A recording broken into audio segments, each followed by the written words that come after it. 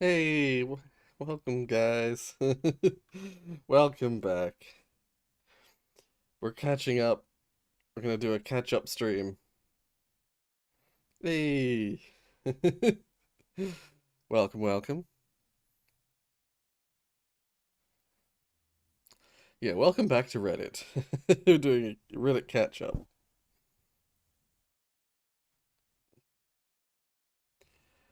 And then I think there's gonna be a regular episode tomorrow.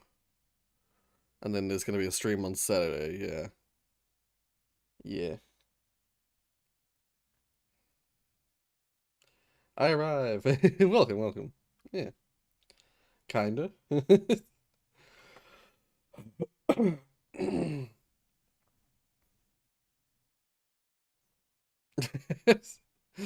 See, that's what I was thinking, Maddie.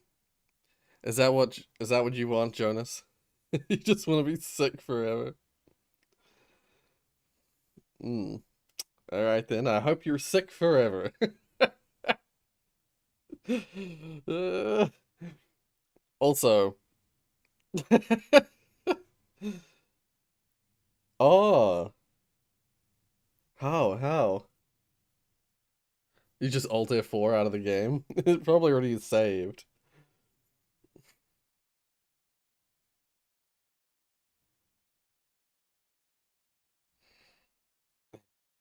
right? First, right? It accidentally crashed for me one time, and when I reopened, it took me to the next episode. Right? Yeah, you probably can Alt F4 out of the game. I've been playing Overwatch today to take a break off my project. Ah, yeah. Nice. Nice. For those of you who are here last time, I hate on Misbreed. Ah, nice. Yeah. Oh my God. But no, for those of you who were here last time, um, I mentioned that I couldn't find a Santa hat. I couldn't find my Santa hat. Well, that was still true. I still can't find the Santa hat, but I found a different Santa hat. That one that is like massive.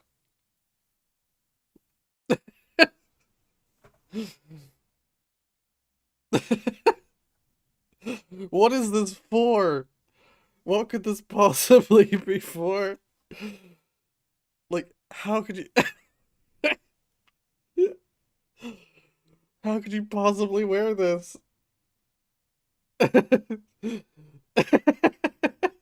Nice fake hat. That's brilliant. Fool me once, shame on me. Fool me twice. You know? What hat is this? What who could possibly wear such a hat? It's so big.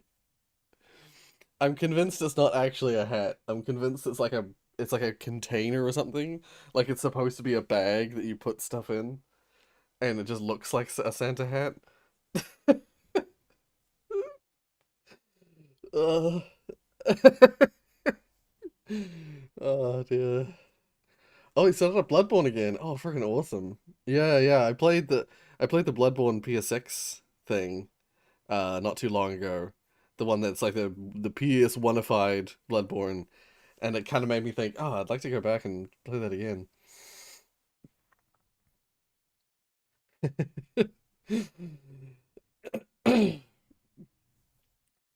A Santa hat for two? Yeah, exactly.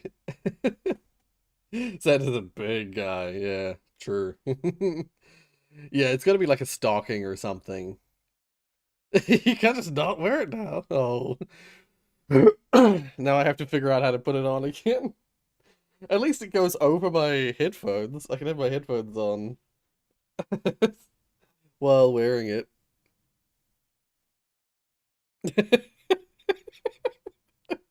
So dumb. Ugh, I'm gonna have this somewhere.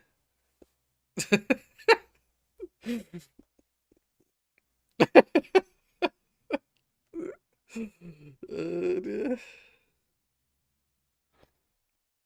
There we go. You almost died in RuneScape? Ah, perfect. Alright, let's watch the first thing. Citadel on full alert. Oh my god. I'm probably gonna get copyright claimed immediately.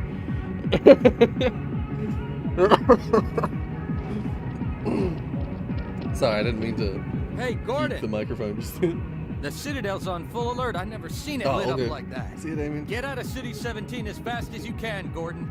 Take the old canals, right? They'll get you to Eli's lab. It's a dangerous route, but there's a whole network of refugees, and they'll help you if they can. I'd come with you, but I gotta look. Caramel dancing.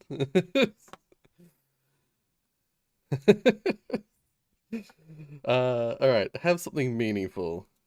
Oh? One thing about humans is that we are at once far too powerful and not nearly powerful enough. A phenomenon I think is Sure, the typified by the combine, life though. of James Watt, the steam engine innovator. Here's his workshop as Oh, I think I've meticulously seen this. recreated in London's Science Museum. For better and worse, Watt's innovations helped to bring about industrialization, making possible Yes. climate change, yes, but also everything from air conditioning to air travel to antibiotics. The Yeah. steam engine just contained so much power. Too much, maybe. But Watt actually failed at the work that mattered most to him. For Yeah. years, he sought I some kind have of seen chemical this. solution to treat his son's tuberculosis, trying through experiment to shift the amount of oxygen in breathable air. But all that work came to nothing, and his son Gregory died at 27. This is the contemporary human condition, I think. We are powerful enough to reshape the climate, but not powerful enough to save those we love from suffering. One thing about humans Yeah. is that It's there's so many stories. There's several. I keep seeing myself in the fucking camera. Uh, there's so many stories about like scientists, engineers, inventors developing amazing stuff. But the one thing they really cared about, either no one else cared about it, or they never managed to get it to work the way they wanted it. Um, it's there's so many little things like that that sort of humble you a little bit. I've always wanted a copyright for Christmas. A copyright for me.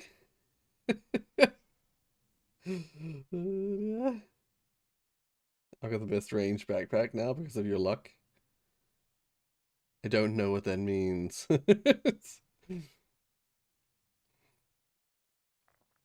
Cannot be serious with that hat on. You can talk about the darkest things and it'll be comedy, yeah. What about the valve? Or the gay Ben? The steam. Oh, I get it. It's the steam. It's the steam engine. Yep, yep. I see. I see. Oh dear. Hey, so it's a big day in the Green household. It's SAG check day. In 2014, a book that I'd written called The Fault in Our Stars was adapted into a movie, and when they were filming it, they were like, hey, we'd really like you to do a cameo in the movie. And I was like, oh my God, that sounds amazing. That's so cool. I'd love to do it. I had one line. My character's name was Girl's father. And I remember after like each take, the director would say something like, oh, yeah, I mean, maybe we can use that. So I had the feeling that I probably wasn't going to win an Oscar, but I wasn't totally prepared for what happened, which is that like 6 months after they finished shooting the movie, the producer called me and he was like, listen, I'm really excited for you to see the movie. I think you're going to really like it. It's really good. There is one thing you should know, which is that we had to cut you out of the movie because That's you're such right. a bad That's actor. right. But because I was in the director's cut, I still get a check every year. This year, it's for 16 cents. Anyway, that's fine. It's not like the movie was successful or anything. Hey, so it's a big day. That's brilliant. Also, hey, Isuzuki. Welcome to the stream. Yeah. Leonard, if you want a job though. The JavaScript, yeah. Problem with the programming language stuff that I know is that there is a certain amount of uh I mean C# isn't exactly uncommon, but most of the C# work out there is .NET, like web development based C#, which is I have actually worked in that field before, but when it comes to like programming languages, if you want a job, if you just want a job, like JavaScript or .NET, C Sharp, or what are the other ones that I've seen? There's like a handful of like programming languages. JavaScript, an embarrassing toy language used exclusively to build things it's not supposed to. It was created by Brendan Eich in 1995, who was given requirements to build a language like Java, but for it only took him 7 days to execute flawlessly. It became an overnight dumpster fire, but shit really hit the fan in 2005 when Ryan Dahl made the epic mistake of bringing JavaScript to the server with Node.js. Just like Alfred Nobel and Dynamite, he would go on to apologize for his invention many years later. And it's my fault, and I'm very sorry. The language is designed for only one use case, to annoy people with browser pop-ups. But today, it's used to build memory-hogging desktop apps with Electron, janky mobile apps with React Native, and unreliable APIs with Express.js. No matter what you're trying to build, there are hundreds of different game-changing next-gen libraries to get the job done. That's because whenever a JavaScript developer encounters a problem, it will instinctively create a brand new framework and upload it to GitHub with a bunch of emojis in the README. In fact, there are so many NPM packages that Al Gore is now predicting the Arctic will be ice-free by 2013. You have stolen my dreams and my childhood. Unlike languages people actually like, JavaScript doesn't have a mascot, but they are working with David Cronenberg to design one. It's a loosely typed language, and by that, I mean completely detached from reality. When you add an array to an object, obviously it returns a string that says object. Now switch the order of the operands, and predictably it returns 0. If you want a good laugh for yourself, try adding two objects together. You'll get object. Now with that knowledge, what do you think two arrays will equal? Obviously an empty string. That makes total sense because the number 0 is equivalent to an empty array, and also equivalent to a string of 0. And that means the only possible sane conclusion is that a string of 0 is also equivalent to an empty array. But amazingly, it's not. Everybody knows you never go full retard. It got this way because Netscape did a focus group in the 90s with some homeless web developers they found on the street. See, I've who worked in 2 JavaScript, 2 but should not equal that 22. much. And of course, that's why 2 minus 2 equals 0. When a language is this bad and this popular at the same time, it creates an ecosystem where libraries like IsOdd, which does exactly what the name implies, can get over 400,000 downloads per week. The fun thing about packages is that there's multiple module systems, like CommonJS. Wait. What he just said is that there's a library, or, you know, I think he said it was a library. Downloads per week, which does exactly what the name implies, can get over 400 equals 0. When a language is this bad and this popular at the same time, it creates an ecosystem where libraries like IsOdd, which I thought it would be a library, because the programming language that it is. A library that is literally just designed to tell you whether a number is odd or not. Oh my god. You just do that, like, that's amazing. You can't just do that programmatically. People have to does exactly what the name implies, can get over 400,000 downloads per week. The fun thing about packages is that there's multiple module systems, like CommonJS and ESM, so you never know if the package you're installing is actually going to work. Now, if you do manage to build something with JavaScript, it'll probably never see the light of day, because then you have to learn module bundling with a tool like Webpack, and it's just not worth it, man. This has been my cathartic release from over 10 years of JavaScript development. Despite its problems, it's evolved into an awesome language in 2022, and I love programming with it. Today is Thanksgiving, and I'm extremely thankful for JavaScript because it puts food on my family. If you want to master the basics, all this reverse psychology should motivate you to buy my JavaScript course. And if you don't buy it, I won't make any money. Thanks for watching, and I will see you in the next one, assuming I'm not entirely canceled after this video. Yeah, that's, see, I've only worked with hey Stray. I've only worked with a small amount of JavaScript. So I've done just enough to get certain function stuff working. I was not aware how bad the language, how like messy the language is. That's hilarious. Is this the one that he can't? It's the whole classic he won't say 3 thing. I think I've seen this. We've been waiting here for like 2 hours. What is going on? I don't know. Is anyone in there? Hello? Hello. Hi, what can we do for you? Hey, which one of you goons wants to have a meeting at 6:30 in the morning? See, it's not the original one. Of course. They're firing us. Okay. They're firing us. Calm down. They're not going to fire us. I'm sure it's fine. No, it's fine. I'm sure it's fine. Mr. Newell called you in today concerning last year's Gabe Newell Mega Kills pack. Okay, yeah, they're going to fire us. Okay. Mostly you, but... Listen, I have zero money, okay? I spent every penny I have on the battle pass. My wife has no idea. I sold the car, I sold the house. I needed the naked axe. Hold on. All right. Okay, we'll talk about the naked axe another time. You listen to me. All right. I don't give a shit whether you're naked or not. I'm going to get us out of this, okay? Okay. I got you, girl. All right. Am I back? All right. All right, listen here, Gabe. Generic game noises. If you so much as think about firing us, I'm gonna pluck every last hair out of that giant beard of yours and burn this building down with you in it. Do you understand what I'm telling you, friend? No. This is not a package deal. You want to fire her? I'm cool. Mr. Newell is amused. Yep. That's why this year he would like to record a follow-up to his greatest success, his Mega Kill Pack. But this time, it's going to be recorded by you two. Oh, that's great. All right, that's good. Yeah. You'll find scripts personally written by Mr. Newell himself on your respective stools. All right. One for Casey and one for Jack. Okay. Jack, it's actually Jake. Gabe knows that, though. We've worked together a lot of times. Your name's Jack. Okay. What? It's Jack, okay? You're changing your name to Jack. Listen, this guy's fucking crazy, all right? Last year, I was the taste tester for pet food, for pet food. But now, I'm the VP and my name is fucking Gary. Gary, all right? So listen, just be happy that your new name starts with the same letter. Okay? Could I please be Karen? I don't know. Does the script say your name's Karen? No, it doesn't. No, it doesn't. Okay, you guys are doing great. Keep up the good work. Amazing. Asshole. Let's start recording now. First blood, vast implications into the lore. Nice. Double kill. Dab on those haters. Casey. Oh, yeah! No, none of that.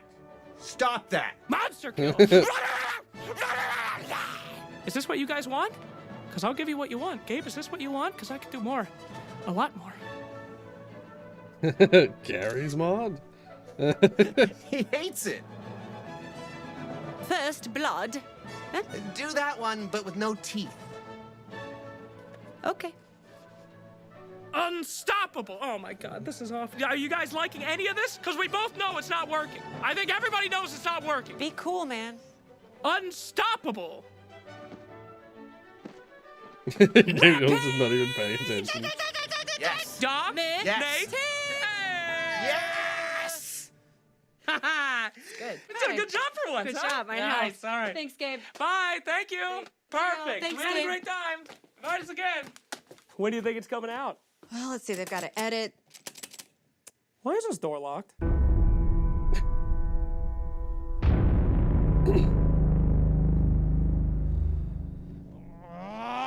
How long is this gonna take? I don't know. This is long, even for them. I'll take a look. Why is he bold now? Hey, how much longer are you guys gonna be? Gabe? Gary? Oh my God. Oh my God. He's dead. Duh. Oh no. Hey, did you look inside his pockets yet? Oh, okay. Going straight to the looting. Yeah, why not? Pretty standard. This tracks. Of course. Oh my God.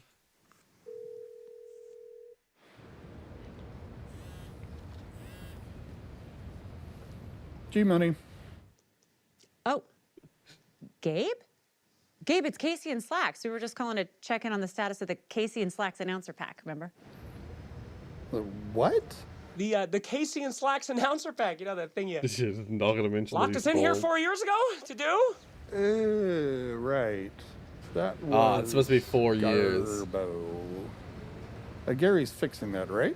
Oh, Gabe, I don't know how to tell you this, but Not again. Gary, bring me the potato phone. Gabe? Gabe?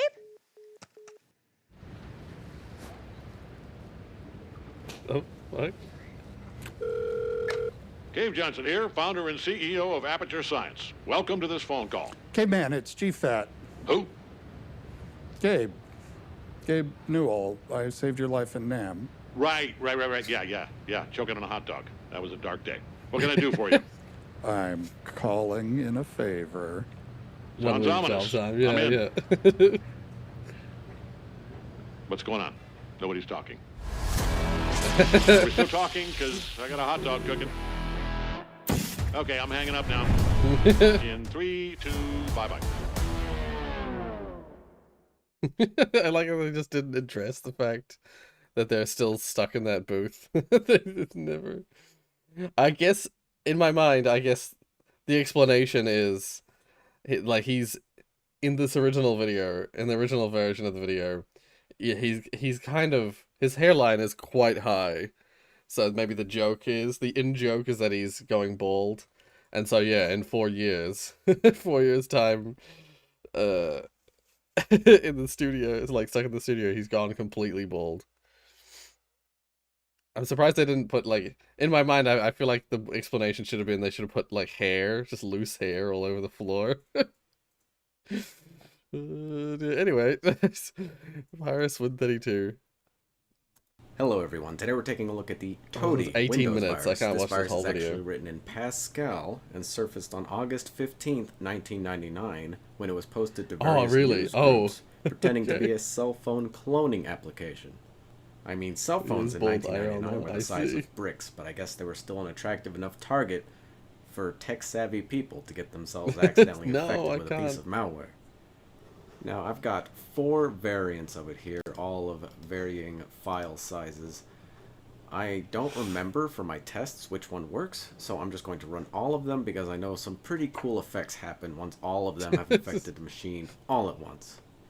And one more cool thing to take a look at before we actually run the virus. I'm going to run a few Windows executables here, like Taskman. We see the Tasks window show up. Neat. We're going to scroll up, run one of my favorites, Solitaire, of course. We always have Solitaire on these videos. And then just a couple other ones. We've got at the very top, ARP, which flashes a bunch of text real quick and then closes. And ASD, which dings and says there are no current ASD critical operation failures on this machine. Now, if I didn't know any better, I'd say that's a message box from a virus itself, but that came with Windows, so it's not malicious. And really quick, I'm going to show you what happens if we reboot into MS-DOS mode and run these same Windows executables, but in this environment. So ASD. We see this program cannot be run in DOS mode. Of course, Solitaire. Program requires Microsoft Windows. Taskman. This program cannot be run in DOS mode. So all of these 32-bit Windows applications require you to be running them inside of Windows. They have a special handler that checks to see if you're running in MS-DOS, and if you are, it throws up this error message and quits. Now, why is this relevant? Well, let's boot back into Windows and check it out.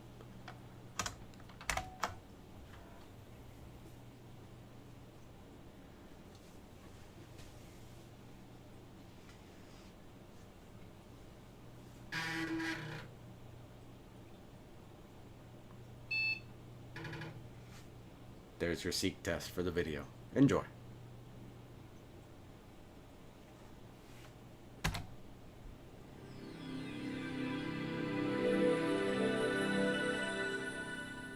I miss these old days of computing. Alright, we're back in Windows. I know things like... And we are ready to... I know, I love modern conveniences. Toady is a very fast infector. Within a matter of minutes, it will have infected all exe files on your entire machine. So it searches through the whole drive and finds everything. So get ready, we're going to run all 4 of these all at once. In fact, I'm just going to select all of them and hit enter. Ready? And go.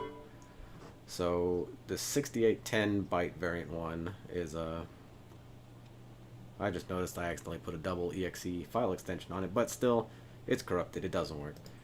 but it seems that the other ones have. So we see some gibberish text. We see Toady version 1.2 initializing OK. And these are both the same message. It says, files in current directory have been infected. You are strongly cautioned not to execute any of them. Ooh, I ran this in the Windows folder, so things are not looking good. Let's try running a few of these, see what happens. So Taskman still runs. How about Solitaire? We always need Solitaire. Seems okay. Alright, I can click and drag cards up to the top. We're golden. Don't need anything else. Do we still get our ding from ASD? Yeah, it seems that we do. But Toady actually finds these exe files and infects them in such a way that it transforms their structure back into the MS-DOS exe file format. So they are no longer Windows executable files, but rather MS-DOS executable files, which leads to some rather funky behavior. Check out Calc real quick. Calc works. We might need to restart to actually see the full effects start to take place. Oh, look, Minesweeper. Still good. We got the happy face. I'm going to restart the computer, and we'll be right back.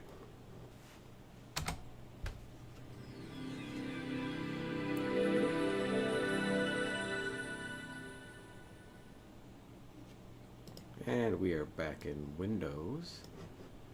Let's try running a few files now. Yeah, sure, do that. Alright, we got the debugger for Java running. Solitaire, still good. We're going to run the viruses one more time, because why not? It's always good to thoroughly infect your machine whenever possible.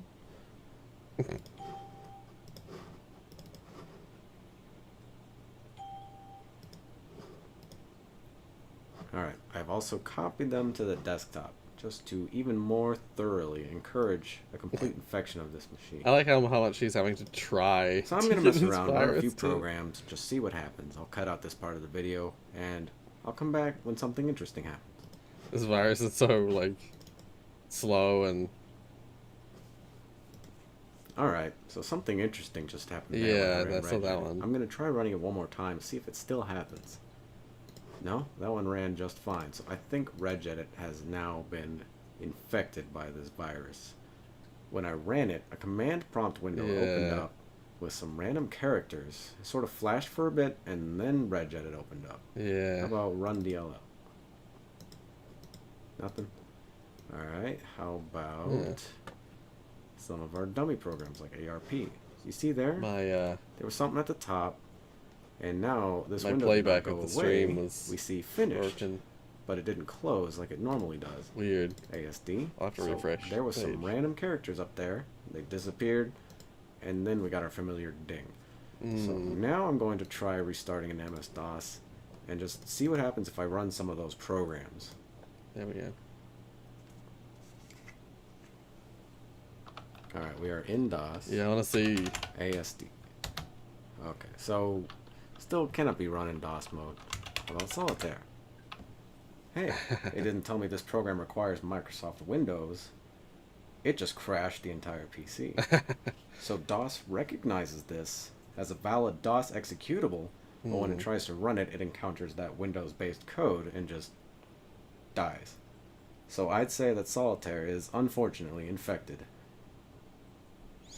Are you kidding me? It just ran forever and then shows up? I was giving a beautiful speech about how Solitaire is dead, but it still worked. Well, anyway, I think the lengthy delay indicates that it is probably infected. Will we see the same thing with Regedit? Yes, it appears we will. But now I know this virus is just trying to fool me, and if I wait long enough, it's going to show up and say... I should sleep? Okay. Oh, okay. Alright, well, it didn't say it can't run it, but it does give me the command prompt listing of Regedit. So that's cool. How about you show me all the EXEs? Oh, that's a lot.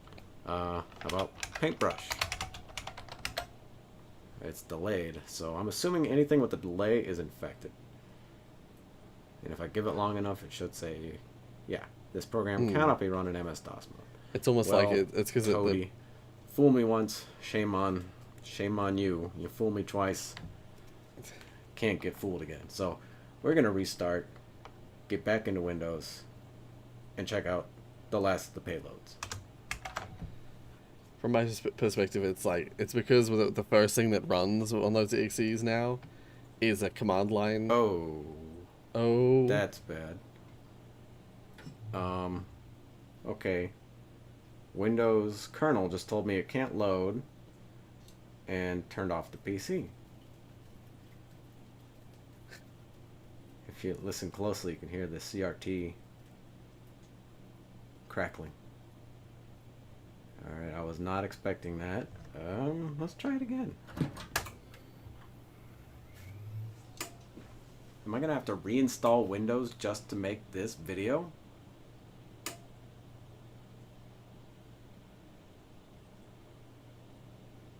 Well, while this boots and while we wait to see if I will have to reinstall Windows, Toady also has some alternate ways of spreading.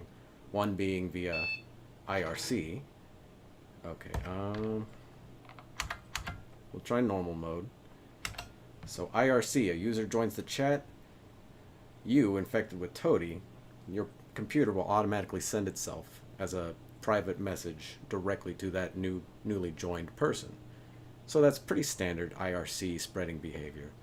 But another one is via Pegasus Mail. So once upon a time, there was an era where some people would write their emails out all at once, offline, and it would sit in their outbox, and then once they were ready, they would connect to their internet provider. I saw that video. And send all of their emails. I didn't watch it, but I saw it in the list. If you were using Pegasus Mail and you got infected with Toady, it would actually replace the contents of all your unsent messages with a copy of itself. So I guess it's sort of a virus-worm hybrid, but a much heavier emphasis on the virus part. Oh, no. Yeah. Well, that's something I have never seen before. But Windows is completely dead. And I didn't even intend for that to happen. So... I think we'll leave this here. We get it. I get it. An interesting virus for an old system. But yeah. Merry Christmas from Michael Reeves Goldfish.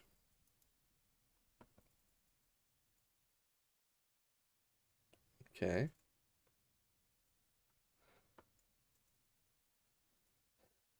Hello, your computer has virus. What the heck?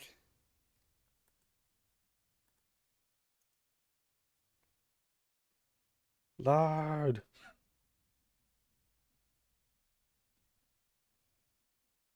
YouTube denied.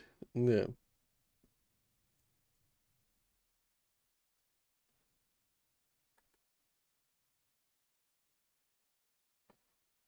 Paste into here and see that.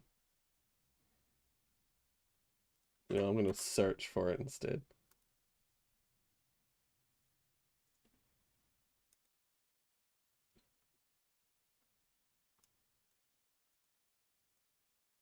Oh, weird. When I searched it, is the video gone?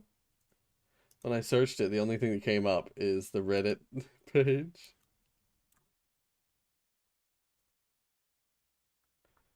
Wait. I'll just copy this.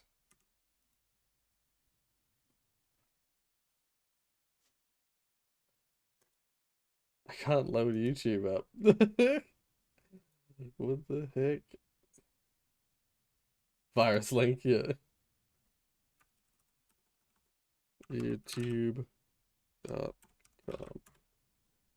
I can't get into YouTube. It's just not loading. Is YouTube down?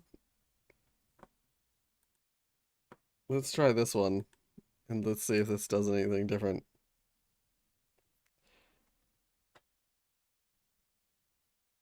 You guys are here, right? Like, you just... You're able to watch, despite the fact that...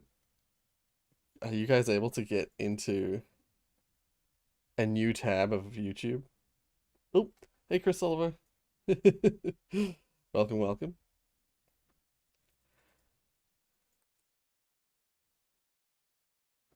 if you open a new tab and load something from YouTube, does it does it load? Yeah, oh welcome to the channel. Yeah. You're outside my house? YouTube's fine for you? Ah, weird.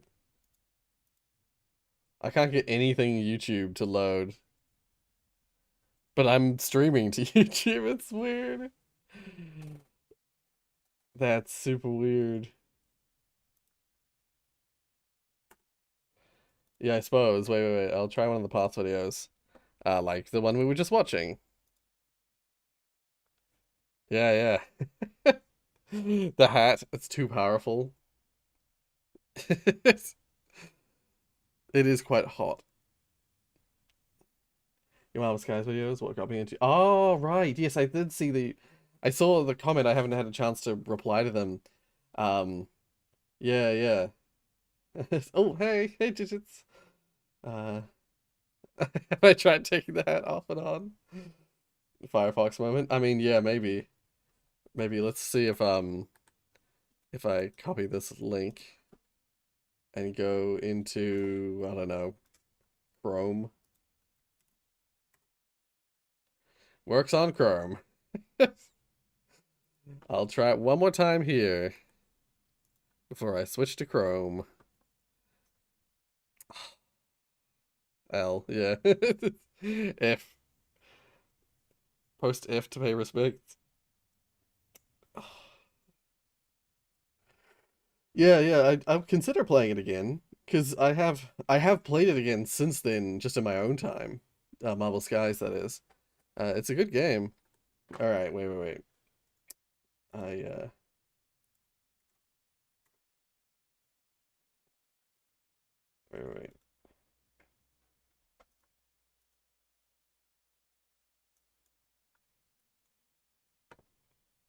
It's on one of my other accounts, but that's fine.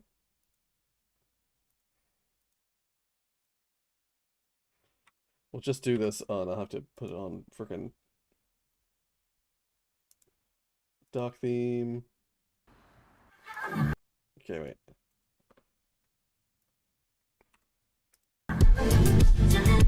Okay.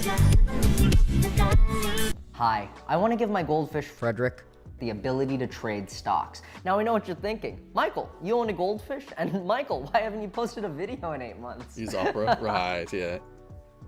Anyways, this is my head on the link 68 seconds. We track Frederick's position anywhere he is in the tank. Then, every morning when the stock market opens, he'll be prompted with 2 random companies. He'll choose one by spending more time on that side of the tank. Then the computer will take his decision and buy that stock with the money of whoever is sponsoring this video. But before any of that, we need to track fish. You might think I built my fish tank against a blank white wall because it provides ample lighting and doesn't overstimulate my fish. Wrong. I did it so I can write the detection software to just look for orange pixels of the fish and it won't get fucked up by a shitty, messy background. Here's some code I wrote that displays what the camera sees. It's not much, but we can add a function in that filters out specific colors, like apartheid. Then we can tell that function to filter out every color that isn't orange. Now this is kind of a complicated coding thing, so just try to keep up with this, and bada bing, bada boom, we got a color mask. But it has these little speckles of shit in it. We just gotta sprinkle some post-processing code on there and clean it right up. I did not have to Google how to do that, shut the fuck up. Then we take that post-processed image, find the location of this little blob of pixels, draw a circle around it, then take that circle, copy it, draw it on the original image,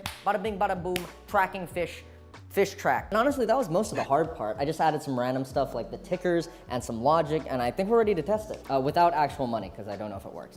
All right, so you should see these lights turn on, including the fish tank one, because I wired it to this relay box over there, and the program should turn them on automatically. You can swear.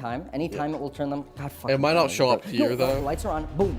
Tigger's at the top. Boom. The fish is choosing. He's favoring the MO one. Ooh, what'll it be? Ooh, what's he gonna? Oh my god! It fucking worked.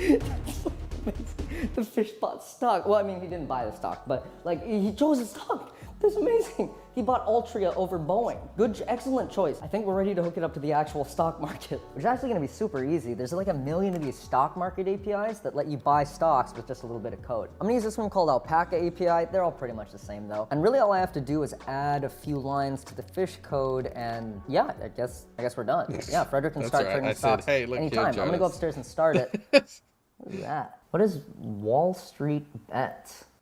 Wall Street Bets is a subreddit for dipshits who try to get rich quick on meme stocks. We like the stock. We like the... Like this idiot who recorded himself losing $50,000 in 2 seconds. Their investments are not based on logic here. They're based on memes and tendies. Those guys are fucking geniuses. Their stocks only go up. Wow. Fuck, I could have built a bot that scraped the Wall Street Bet subreddit and just bought stocks based on what they posted there. Should I just start over? But Frederick already knows how to trade stocks. But those guys from Wall Street Bets literally only pick good stocks. You've seen GameStop, you've seen Tesla, you saw Frederick in there. He was fucking incredible. Just stick to the plan. Wall Street Bet said it would be free tendies. I haven't played What do Battle you not Blast, get about no. free tendies? I don't know.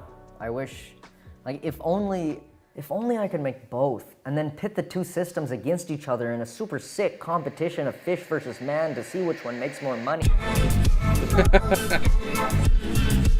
This is a goldfish. Frederick takes an early lead by buying Nike stock. But those dumbasses at Wall Street Bets buy Lucid and they're close behind. This is gonna be a it's me, the bitch-ass audience. Michael, you can't just represent an entire community with a computer program. Yes, the fuck I can. For this bot to work, we need to know how Wall Street Bets feels about certain stocks. To do this, we're gonna use sentiment analysis, which is a natural language processing technique that uses machine learning. Say we're looking through my YouTube comments. One says, "Die forever, bastard. I hate you." A sentiment analysis bot would classify that as negative. And if we look at another one that says, "I think you're great. Also, I have a super cool robot idea for you," a sentiment analysis bot will classify that as super fucking negative because your idea probably sucks ass. To train a sentiment analysis bot, you need a lot of labeled I like how he's data, holding so a a lot of microphone samples that's of not text even that are labeled connected. positive or negative by a human. There are a lot of these data sets out. I'm sure many people noticed it. I'm just slow. Of these data sets. But you see, oh god damn it. His microphone, the cable goes down here and it's not even plugged in. That's out there that are publicly available. I Like the could try text is like modeling a up, normal true. person talking. Wall Street Bets. They talk about tendies and YOLO and boomers. Hands or paper hands. Stongs. That's Oh my YOLO. Very unique vocabulary. Therefore, I needed to make my own data set using their fucked weird Wall Street Bets language. So I went to r/Wall Street Bets, sorted by top of all time, downloaded the top 10,000 posts, and all that's left to do was to label them as positive or negative. So I sat down with a nice cup of coffee and labeled the data myself. No, that would have taken 4 or 5 hours. That's I fucking shouldn't watch stupid. the whole thing. Instead, I Just spent skip- an entire month skip learning the ahead. React web framework and building a website that would allow users to log in and label the data for me. Then I tweeted asking Wall Street Bets members to give me their Reddit usernames. I then plugged those usernames into the Reddit API, got the top 10 accounts with the most Reddit karma who were active on Wall Street Bets. Those 10 people labeled 1,000 posts each, 10,000 posts total, and created the data set for me. And that's how you turn a 5-hour task into a 1.5-month task. Because I'm a programmer. And that's what we do. I use that data set to train a sentiment analysis bot, and now every morning when the fish is trading stocks, this bot is going on r/Wall Street Bet. It's looking through the top posts of the day until it finds one it likes, and then it buys the stock that that post is talking about. So that's how that works. Let's get back to the competition and see which one is better at trading stocks. Insane things are happening, Michael, This right is now. crazy stuff going on. Interesting buy from Wall Street Bets. I don't know if the GameStop play is going to work out. People love games, Michael. They fucking love games. Big Tank from Wall Street Bet could be like another 9/11 situation. Fish is going crazy buying Costco and Facebook. Meta now. It's a crazy day. There's a lot of volatility right now. Very confusing. I don't know where this one's going to go. I'm going to get an expert's opinion on this for sure. I like how the goldfish might not be doing well, but he's doing ad. Because I'm on my other account, so I don't have.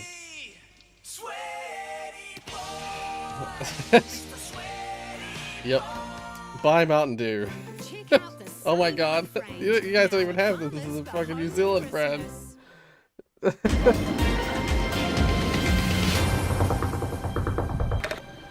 Hey! This is Graham Stephan. He does financial investing videos and is also rich as fuck. Hello. So Let's you do money. What the fuck was that? What was that? I was gonna say the fish is in the negative as well. Bets right now at all. But Wall What Street is that? Bets is... What is that? This could be it. It's climbing. It's the comeback. It's climbing. It's to the moon. It's gonna break through, bro. It's gonna fucking break through.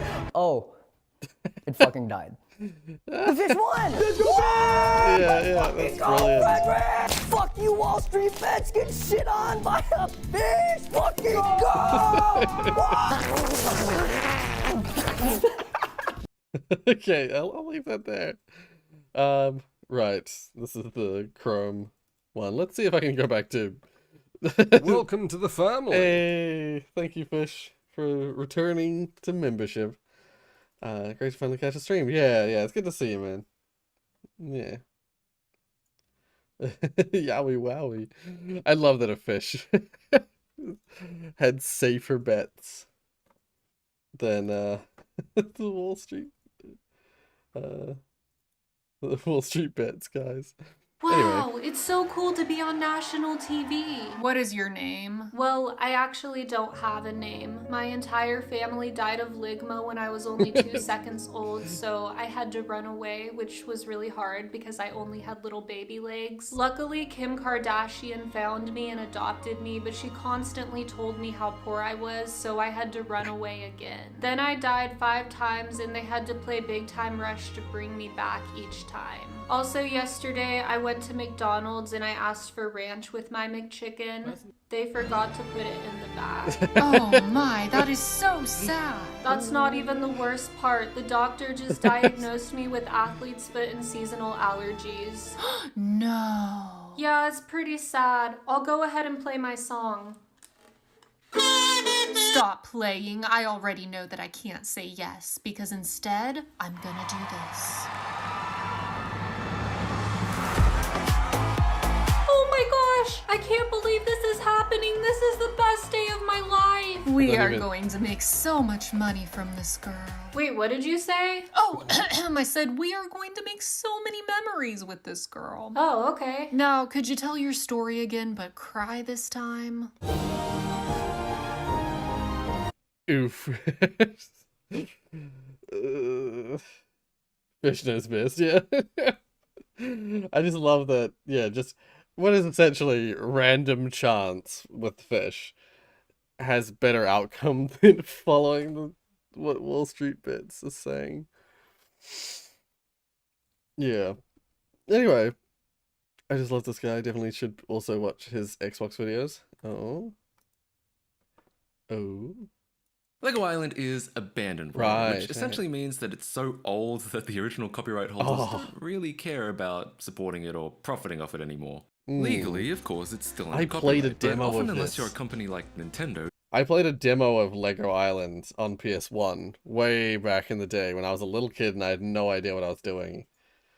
It was confusing. I was so confused. Sales for old games are just As so to what low to do. that the company would lose more money enforcing their copyright than they would ever gain from sales. A lot of abandonware games just straight up aren't for sale anymore, and Lego Island is no exception. Despite WWE. people I don't requesting it on know. places like I don't watch GOG wrestling. and Steam, the only way to buy So I don't know Lego anything Island about is WWE. secondhand, where technically no money goes to the game's publishers anyway. Now, in my opinion, in situations like that where the game is definitely abandonware, there's nothing wrong with the community resurrecting and preserving the game and keeping I it am playable Fish. so I know it doesn't best. forever become Yeah. lost to time. Of course, that's not legal advice though, so don't use that in court. But resurrecting and preserving was exactly what some friends and I decided to do with Lego Island. Yeah, little I'm over just a year small ago. YouTuber. I Now, just the English haven't 1.1 and got the 1.0 attention were already all over that the other internet. YouTubers But what have about got. all these other languages listed here on the Rock Raiders United wiki? And this isn't And even a all lot of of people have them. now. We wanted to make sure all I've of streamed those for a could be while, and so a lot of preserved people come for the and streams archived and too. not for the videos. So we set to sadly. work tracking down every version we could and making sure it was all properly archived. Most versions we found online with very little effort. Even the Korean version, which I initially thought might be hard to track down, was actually posted onto Rock Raiders United last year when a user discovered the Korean I know you translators do, had left some Jonas. source code files on the disk, which makes the Korean version a personal favorite of mine. In fact, the only one we actually had to buy physically at this point was the Dutch version, because Right, we couldn't yeah. seem to find that anywhere. Now, the Dutch version had a Dutch Yeah. name, Dutch packaging, and I got Chris. I got one video that got like super watched by lots and lots of people, and that brought a lot of subscribers around. But other than that, it's just the small amount of people who slowly come into the channel over the years. Since we had Dutch friends, we asked them to buy us a copy so we could add it to our collection, only to find that the game itself was the regular English version we all already had. Damn those Dutch people and their high English proficiency. Soon, we found all the versions on this list and more, with the exception of one. We couldn't find the Japanese version basically 0 subscribers, anywhere. but it gets me views. And I'm not just talking ISOs. I mean, that's the thing. It's like each individual video. Like this is the misconception I think people have, is that this is a cozy channel. Yeah. Each individual video looks to be like it only gets a handful of views, but overall, the channel actually gets quite a lot of views. It's one of those things where it's like I have such a large database of videos. I have such a backlog of videos on the channel that there's always stuff getting views. So like my view in terms of like just straight views and stuff like that, it isn't too bad. It has been better, but it isn't too bad. It's consistent. Start playing RuneScape and I'll watch every video. Is that a bet? That's a bet that I don't think you will follow through on. It'll take you like a year to watch all my videos. Well, if you include the streams too. Yeah, no, that's okay. I'm just gonna keep watching. Happily purchased a copy if we ever found one for sale, but we just couldn't. Somehow this thing was like the holy grail of Lego Island. Even weirder, it was hard to find a lot of information about this version. There were a few images of the box and one of this famous pizza disc design. There was an old archival press release from the Japanese publisher stuff Just doesn't System. work. But honestly, the best happen. evidence we had that this game was actually released and people bought it was this gameplay video uploaded in 2018 to the Japanese video sharing website Nico Nico. The video was a playthrough of every song in the jukebox, none of which were translated to Japanese. In fact, the only way we knew this was the Japanese version at all was these 2 seconds of dialogue. And for a long time, that was the only Japanese Lego Island dialogue any of us ever heard. Later on, I found this personal website hosted on Biglobe, one of the big Japanese ISPs. The guy, who identifies himself only as Ryutu, collected rare and nostalgic Lego memorabilia with a whole page on Lego video games, including Lego Island. But this was basically as much information as we could find anywhere. That's not we good. could only confirm the game had sold at least 2 copies. I was honestly really surprised. Something that should be mentioned is that I have considered posting shorts, and I do plan to post more shorts in the future, and you know, to get more sort of engagement and stuff like that. But I was gonna say something that should be said about modern YouTube is that subscriber count doesn't really matter anymore, according to the people who are in the know. Getting subscribers doesn't really help your channel. In fact, if you have a bunch of subscribers but they're not watching, that's detrimental to the channel. Yeah, what you want is engagement. It's all about the views and engagement. Things like watch time, the amount of comments, the amount of likes. It's all about the engagement. And so if you have a high level of engagement, then you'll continue to be suggested and you'll continue to get more engagement, typically. So it's unfortunately made it so you can't just rest on your laurels in terms of like, you just get a bunch of subscribers and then you can just like coast. You still need to be constantly making new and viral stuff.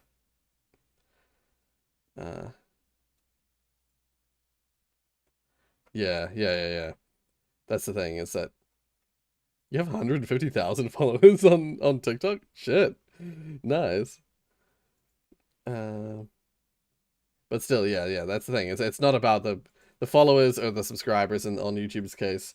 It's not about that. That supposedly doesn't matter anymore. In fact, someone was saying they wouldn't be surprised if YouTube got rid of subscribing. Which is concerning for me, because I very much just mostly hover over my subscription feed. I don't actually use the recommended like super a lot. I have in for the shorts just because there's a shorts window that just like shows you random shorts, and that's I've been using that, but most of the time I stick to my sub feed.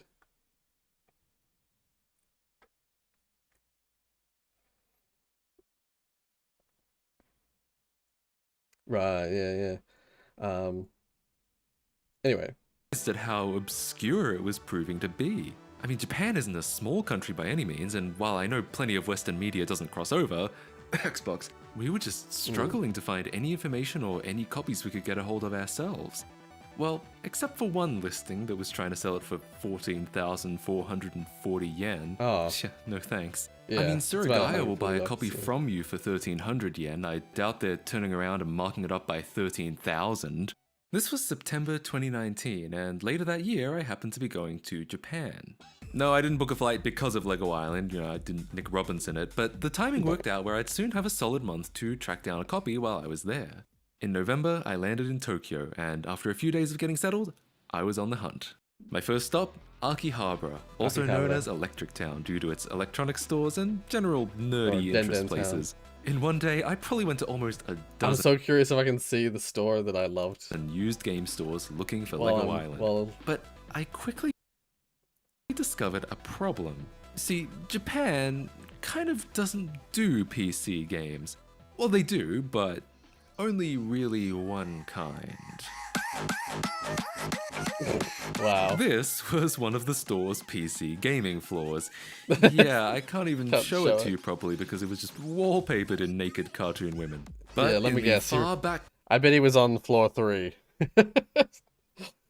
You don't go to the 3rd or 4th floors. Like, you don't go above the 2nd floor of a building in Japan.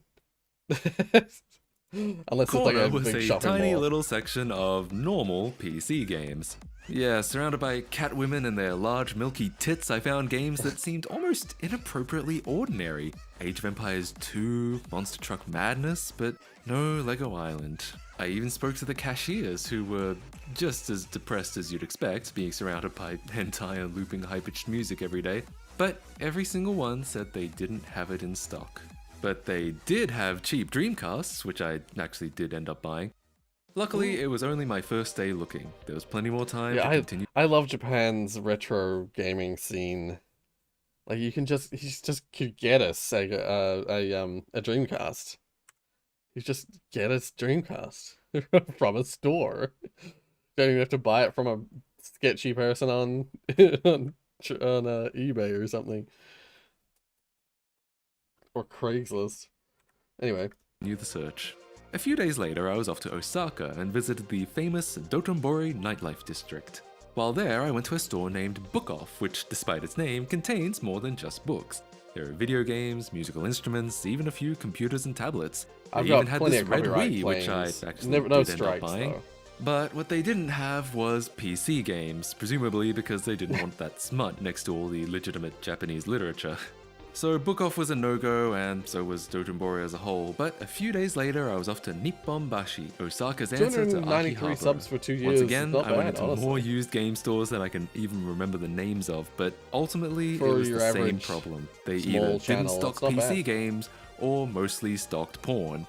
This was proving to be a lot more difficult than I thought. Naively, I assumed that once I was in Japan, tracking down a copy wouldn't be all that hard. But speaking of hard, remember Book Off? Not only is it a chain in and of itself, it turns out the Off stores are kind of a franchise. There's Book Off, Liquor Off, Hobby Off, Garage Off, Book On, Off House, and most importantly, Hard Off. Oh my god.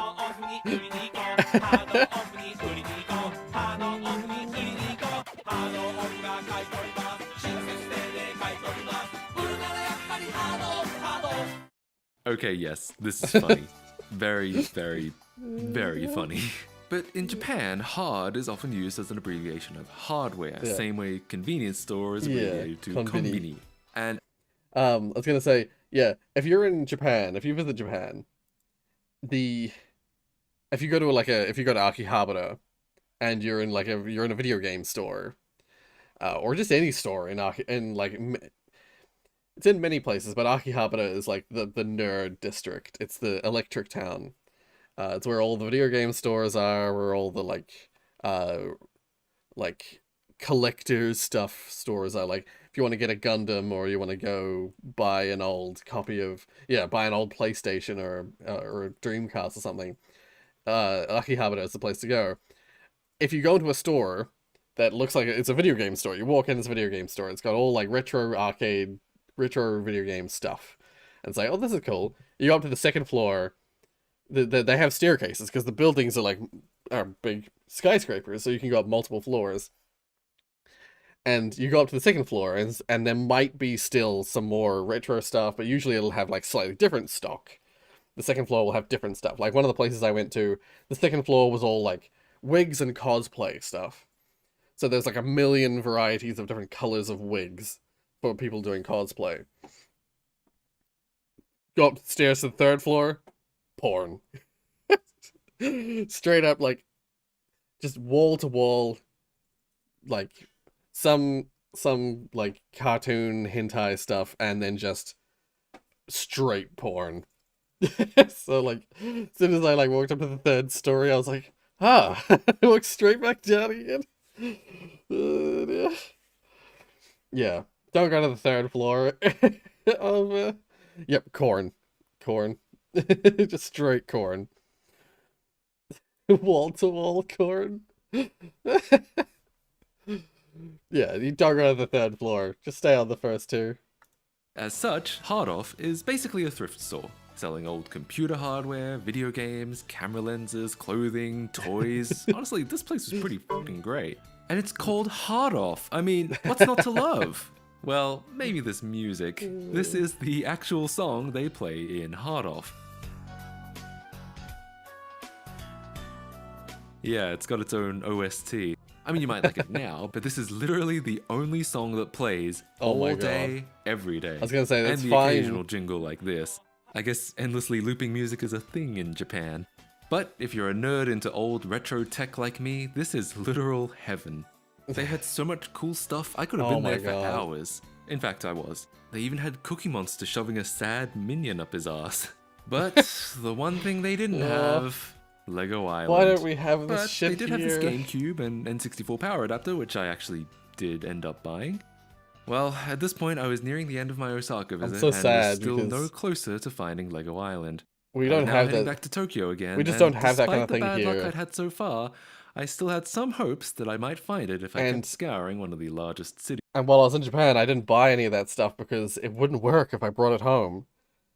It's all NTSC, Japanese NTSC. If I brought it here, I'd have to. I mean, I could make it work. I could mod it, or manipulate things to get it to work. But yeah, it wouldn't just work out the gate, out the door. So I'm gonna have a Tic Tac. Yeah, they have just Nintendo 65. Yeah. In the world. I went back to Akihabara and checked the stores even more thoroughly.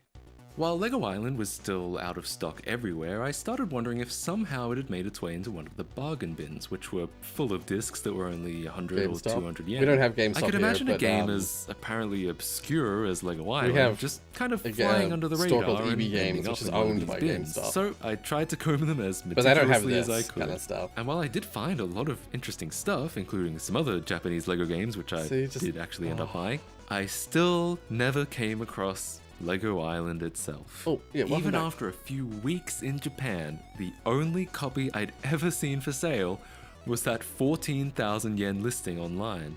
And if I'm honest, I was getting desperate enough that I actually started considering it. But no, even for Lego Island, it was just too much.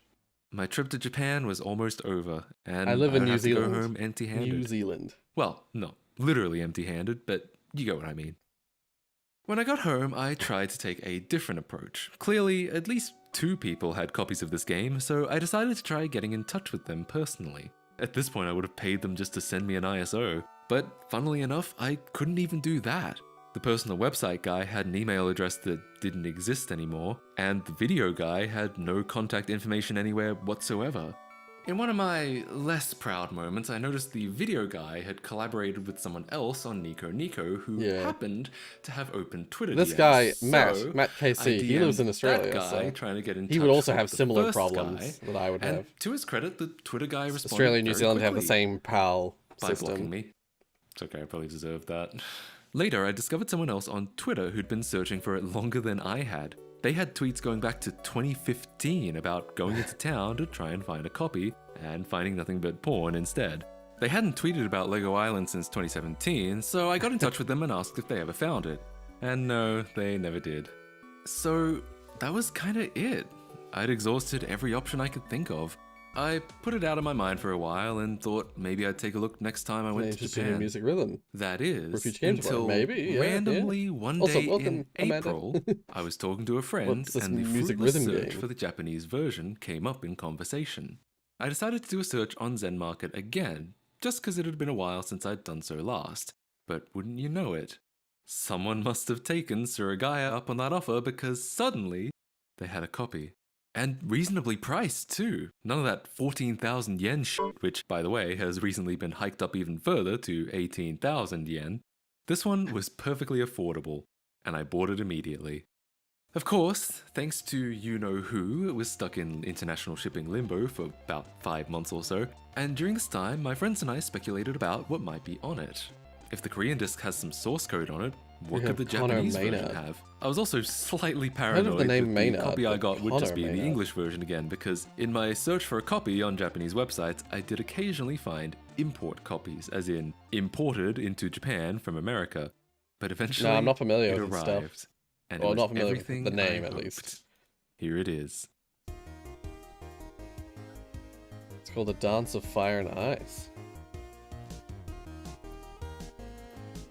No, this disc doesn't have source code on it. In fact, the only really interesting thing about it is that it has a slightly different installer that throws an error if your computer isn't old enough. For the amount of time and effort that went into it, and perhaps even the amount of money if you count the travel costs going to all those different stores, you could easily say it wasn't worth it.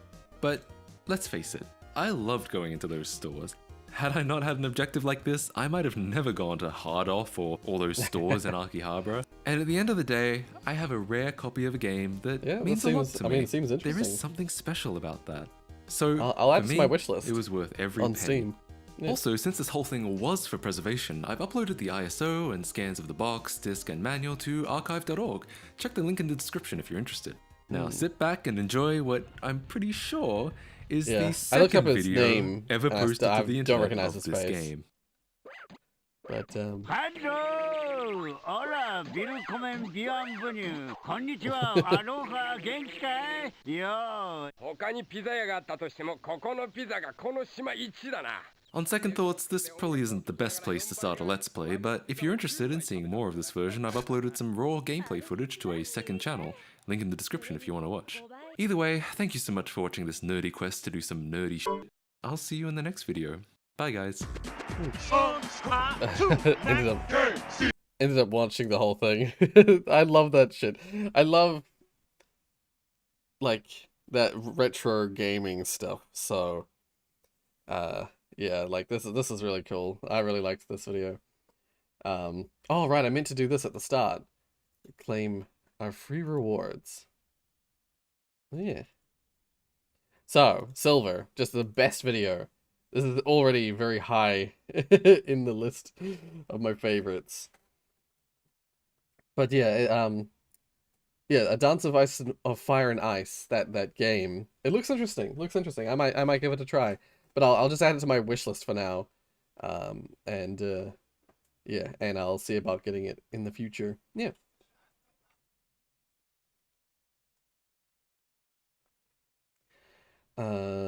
Listen to his music, you'd fall in love with his voice. Right. Would you get copyrighted if you would listen to one of... Yes, I would. I try to avoid listening to anything music related when doing these reaction streams. Because music is just too risky. Even this cat video that's coming up that Zach has posted. These are dangerous. It's always the cat videos that get me copyright claimed. What's this? Ah, I'm working on my model. Oh, the video quality's... Oh, it's because it's automatically gone to low. Ah. Man, that's really fascinating to see, because like it's all 2D, but it looks so 3D. It's so fascinating. It's so well done. Yeah.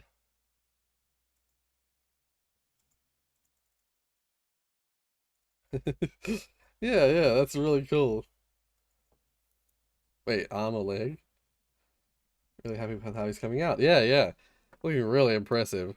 Oh, it's because it's just testing all the pieces. The arm and leg would just be duplicated the other side, so it's no big deal.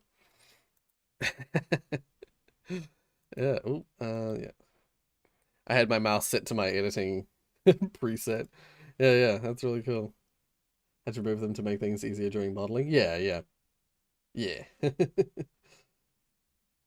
Seems I've walked into you watching digits. Yeah. Mickey, you arrived just in time. Are you gonna play Project Playtime? Oh, I've seen stuff about that. When does that come out? Because I was gonna say I played Poppy's Playtime. Just December. Doesn't say what day. Sometime in December. Yeah, I'll probably play it if other people are interested in playing it with me. Sometime in December. Yeah. I'd give it a try.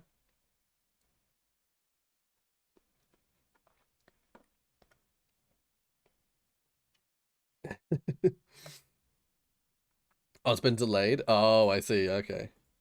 I did hear that it was going to come out in like a very early state. So it was going to have just like 2 maps, like 3 killers, and like that's basically it. That's like the whole thing for now, but they're going to update it with a bunch of new stuff, new maps and stuff. But yeah, Sleepy Kitty. Let's have a look. It was supposed to release yesterday. Ah, I see. Aww. Aww, he's so precious. You going back to sleep?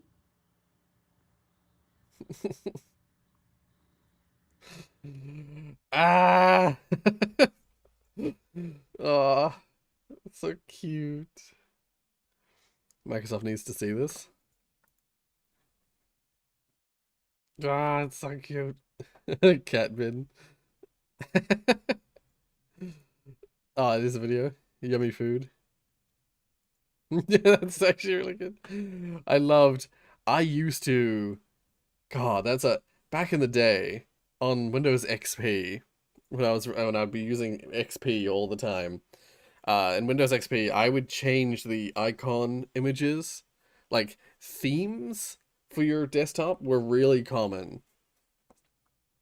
And I would change the desktop theme of our home computer all the time. And so I'm familiar with the fact that all that's happening there is that the icon for the recycle bin when it's empty is the cat with its mouth open. And when the recycle bin has anything in it, it turns to the full icon. So you just close the kitty's mouth when it's been fed, and suddenly, yeah. But God, I used to do that all the time as a kid. I haven't done that in literally like 15 years plus. I never really changed the desktop icons anymore.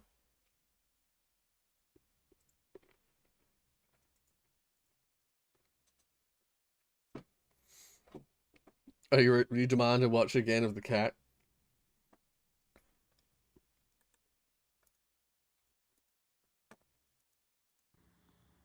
No. It's so little. Going back to sleep? It's so precious. Now, we have reached the Scumbag Lee video that was talked about earlier. Can I give you a piece of advice? Mind your own business.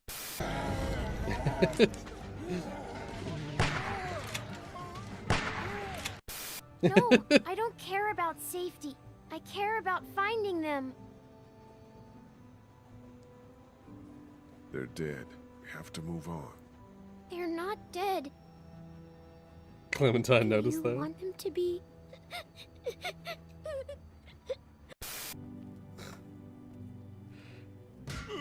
was worth a shot. Keys it is, I guess.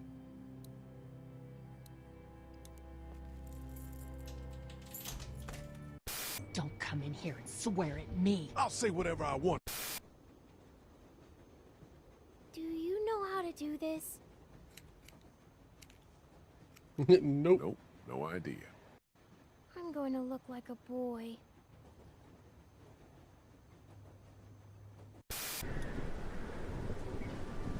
Put the gun down, bitch! Take what they want and then destroy it all. Take a can of beans. Take a little girl. It's all the fucking same to you. Screw this. Y'all wave them guns like... Oh my god. Shit! What the hell'd you do that for? Can you help me find it?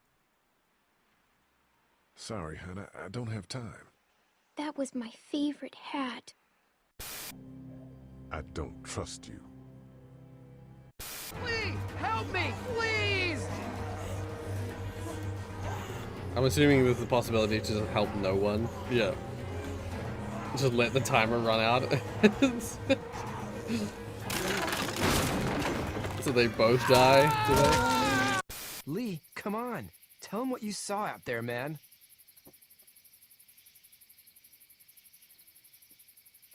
Come on, tell him.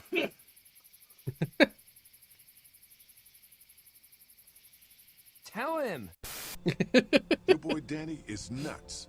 No, that's not a very nice thing to say, Lee. Can you give me a hand real quick? I'm so hungry, Lee. I hope I get to eat soon.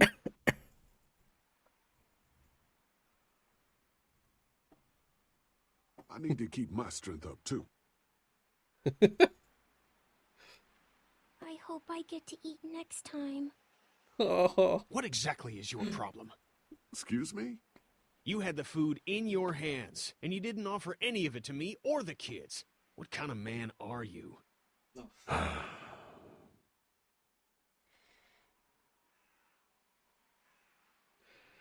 You could be such a bastard. She can help us. We don't need her. She's just gonna slow us down. Yeah.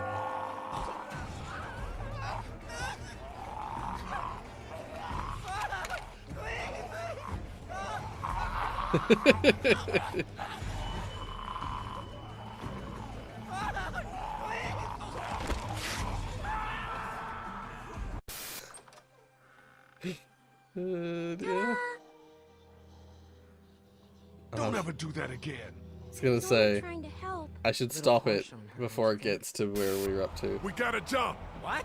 No way!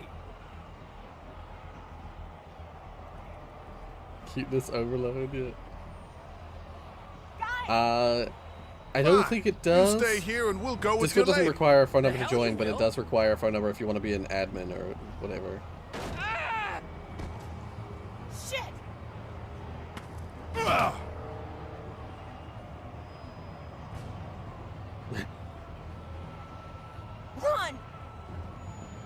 Is this what you, I mean, firstly, is he gonna help no one? Run! That's right. Run! They're right there. Oh, they can just do it themselves. Oh, okay. What the hell is wrong with you? Is this how you protect your people? It smells There's like... no episode 5? Okay.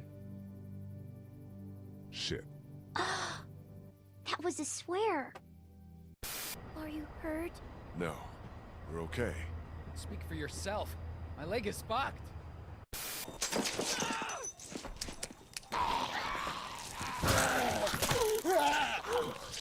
Damn it, you're right. I'm sorry, friend. Can't take the risk. You threatening me, old man? Because you're not gonna like how that goes. Put the fucking gun down before you really make me mad. He's bluffing. You think so? Try me. Keep back! or I swear I'll shoot. No, I don't think so. I know killers. Seen my share. You ain't got the look. And that means you ain't got the balls. Now drop the goddamn gun! Oh, God. Vernon, what have you done? Tell me, who the hell are you people? You say you're not from Crawford, but you sure as hell act like it. I'm the one holding the gun. Start talking. So, you're sick? My friend here asked you a question. We're sick. We belong to a cancer survivors group that used to meet at the hospital here. Now we're in remission, but that wasn't good enough for Crawford. They'd already rounded up 5 of us before we managed to hole up and hide down here. Those sewers are like a damn maze.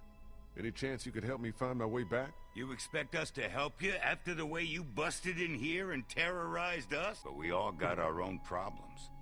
2 of our people are sick and need constant care, and I'm the only doctor here. Besides, why should we help you?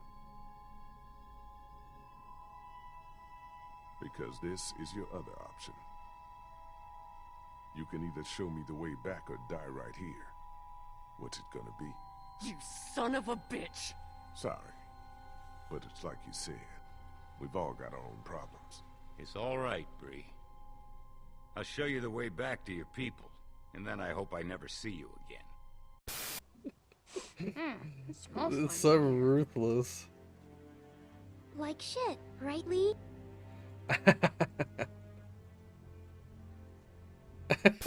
Hey. How you doing? Say it to me, asshole. What you said to my girl. Excuse me, son? Telling the little girl she's gonna die. Wanna scare people, scare me. Motherfucker. Okie dokie. She's gonna die.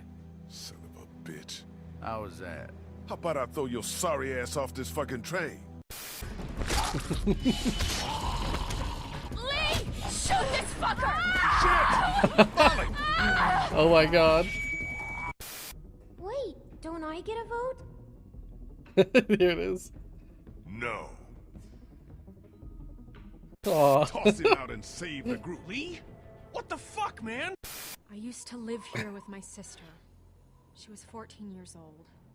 When the dead started walking and Crawford shut itself in, it seemed like a pretty good deal at first. We were safe. We had everything we needed to survive. Then the rules started coming down. No one who couldn't justify their place earned their keep. No one who required special care. My sister was diabetic, and by Crawford's rules, that made her a liability. I kept it a secret, kept her safe for as long as I could, but in the end, I couldn't protect her. That's when I got out. Crawford, they always talked about how their system worked, how anything was better than becoming one of them, but I saw what they'd already become. I just wish I could have seen it before it was too late, before they came and took my sister away.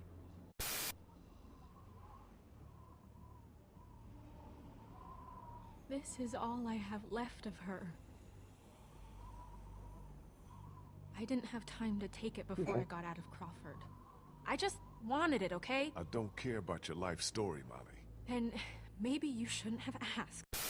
You don't strike me as someone who has a lot of consideration for others. Look at what you did to get me to come here with you in the first place. You expect me to believe you give a shit that it wound up costing Bree her life? Hey, Ben. Hey. See ya. Are we going to die?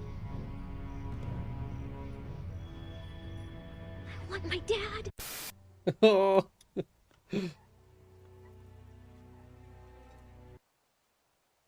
Look, I just came in and found the door open like that. I think she probably did it. Lee, what the fuck? I could kill you. Nobody can see us. I could toss you over right now and be done with it. No! Lee, please! Why shouldn't I? They said they had my friend! I didn't know what to do! Lee, please!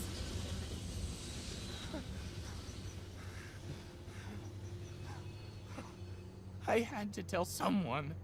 I bet you did. Mind your own business. We wanted you to help out, we would have asked. Is there anything else I should know? I guess I probably know everything then. Being a little girl and all.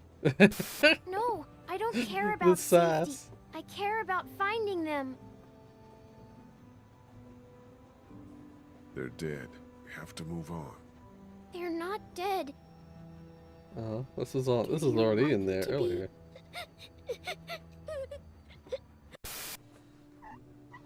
God, you're a real son of a bitch, aren't you?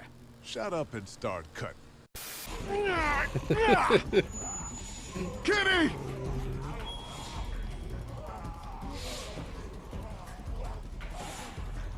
Does it not let you shoot him?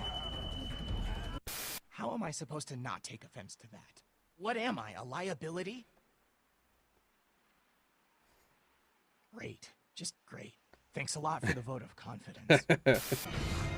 You are just a liability.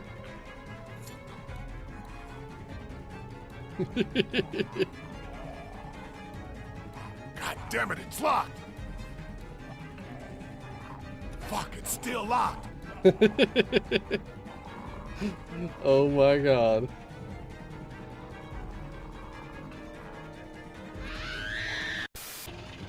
Jesus. Use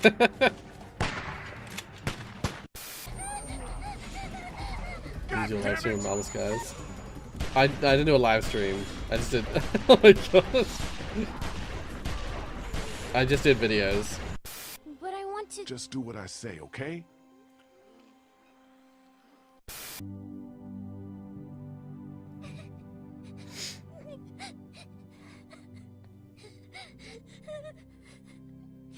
I'm still sad that I didn't reach out at that moment.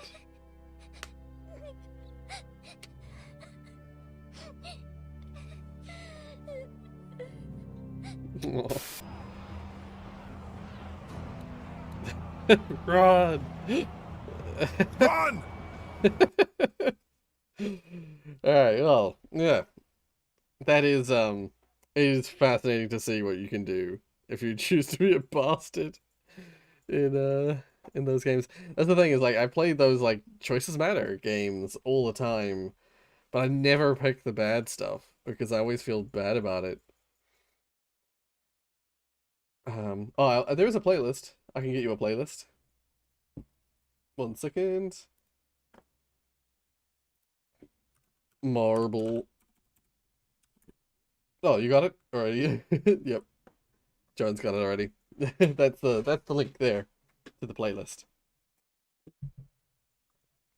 Anyway, problem solving is cool. The coolest feature in Gears of War is definitely the active reload. Here's how it works. Every time you reload your gun, you're invited to play a tiny I think I actually already watched this, didn't I? A cursor swipes along a line, and you can hit reload again to try and win a prize. Land here, and you'll reload super fast. Land here, and you'll also get a weapon boost, like more powerful bullets. But land anywhere else, and your gun will jam. It's a great feature, adding tension, skill, and flourish to one of the most basic actions in shooters. But it also left Epic with a problem. You see, in playtesting, the devs found that advanced players were nailing that perfect reload, constantly giving them better bullets and thus an advantage over the enemies. So they had to rebalance all of the foes, making them more resistant. But beginner players often ignored the active reload entirely, so they didn't get that weapon buff and were now fighting these overpowered bad guys with weak bullets. So much of game design is about solving problems like this. You come up with an idea and then find out that it's flawed in some way. It's unbalanced, it's confusing, it's not leading to the gameplay you intended, or it's clashing with some other feature in the game. And as a designer, you can often find yourself going around in circles to find the right solution. Surely, there's a better way. Well, in this episode, let's look at how the best game creators go about solving problems in their design, to give us some take-home tips for fixing future issues. I don't know. And I'll also let you know how Epic fixed the active days. reload. The solution is pretty ingenious. I'm Mark Brown, and this is Game Maker's Toolkit. was gonna say, So before we start coming up with recall solutions, watching this. we need to make sure that we've accurately identified But I don't remember what exactly During the development of Dying Light, was. the game's director had an issue. Weapons break too fast, and so he told the designers to increase their durability. But lead designer Matt Binkowski didn't want to fiddle with that stat because it might mess up the game's economy. So instead, he dug deeper, asked more questions, and got to the real problem. Players could only kill a few zombies before their weapon broke. So to fix this, the designer didn't touch weapon durability at all, but instead lowered the health points of the enemies. It solved the problem, and basic combat felt better too. Binkowski suggests designers step back and figure out the root cause of the problem before trying to solve the issue that's been reported. We also need to make sure that everyone is on the same page about the problem. Just before Astroneer left early access, the designers wanted to improve the game's crafting system, but had very different ideas about the issue. One designer thought it was too simple, and so wanted to add more machines and resource chains. Another actually thought it was already too complicated, with fiddly, unintuitive processes. This naturally led to disagreements, but it was only when they stepped back and really broke the problem down that they realized they were talking about two completely different issues. One was looking at the shallow gameplay loop from a wide-angle systems perspective. The other was looking at the operation of complex machines through the lens of moment-to-moment interactions. Now, seeing eye to eye, they could solve the underlying problem and fix both issues at once. Those fiddly machines could be overhauled and then used to expand the simple crafting loop to create a more interesting economy. Okay, so hopefully we now know what the real problem is. So how do we fix it? Well, here are some best practices from across the industry. Approach 1. Quickly iterate through possible solutions. When Blizzard was making Diablo 3, they wanted to fix a problem from the previous game, potion spamming. Players would often just guzzle endless potions during combat, and so enemies needed to do massive one-shot hits to have any chance of actually killing the player. Unfortunately, Blizzard didn't really know how to solve this thorny issue, so they just tried a bunch of ideas. How about potions become less effective if you drink them in quick succession? Slap a build together and that didn't work. If a potion only heals for 25%, players would just chug 4 of them. Okay, how about you automatically heal, but only if enemies are unaware of your presence? Make a build, and worked in the game in a no while. good. Right, Enemy awareness just wasn't obvious Also, enough. hey. Alright, Hey, let's MX. simplify the rule. If 3 seconds pass without you taking damage, you start to heal. Build the game, and didn't work. Players would run away from fights, acting passive and defensive. That's the opposite of what Blizzard wanted. Players should be aggressive. But that did point to the solution. Make enemies randomly drop crystal balls filled with health when you kill them. This removes potion spamming, it's simple to understand, and it makes players act aggressively. Job done. This approach is all about trying stuff and using the results to guide your way to the solution. Like that first solution with the diluted potions, designer Wyatt Cheng says, "We weren't totally thrilled with this solution as we were putting it in, but we did it anyway. We knew that even though this might not be a solution that we're willing to ship with, it was something that was going to teach us a lot more about the problem." Approach 2. Identify the levers. In a fascinating GDC talk about game balance, Bungie's James Griesmer explains how his team fixed the sniper rifle in Halo 3. You see, the rifle was broken. Players were able to acquire long-range targets too quickly between shots, and they could also use the sniper rifle in close quarters for massive damage. It was overpowered. Fixing an issue like this means first identifying which levers can be pulled and which ones can't. For Griesmer, you can't shorten the range of a sniper rifle, and you can't nerf its damage, reduce its accuracy, or stop it doing insta-kill headshots either. Those factors all define the sniper rifle. You can't change those stats without breaking the very identity of the weapon. So by removing those options, it became clear what can be changed. Stats like the number of shots in the clip, the length of the reload, the time it takes to zoom in, the time between shots, whether you can do insta-kill headshots outside of the scope, and the maximum ammo you can carry. The right call was changing the time between shots. It stopped players from instantly acquiring and shooting a target after each bullet, and it made it much less effective in close quarters. Now you can't spam the trigger. In the end, it was enough to increase the time from 0.5 seconds to 0.7 seconds.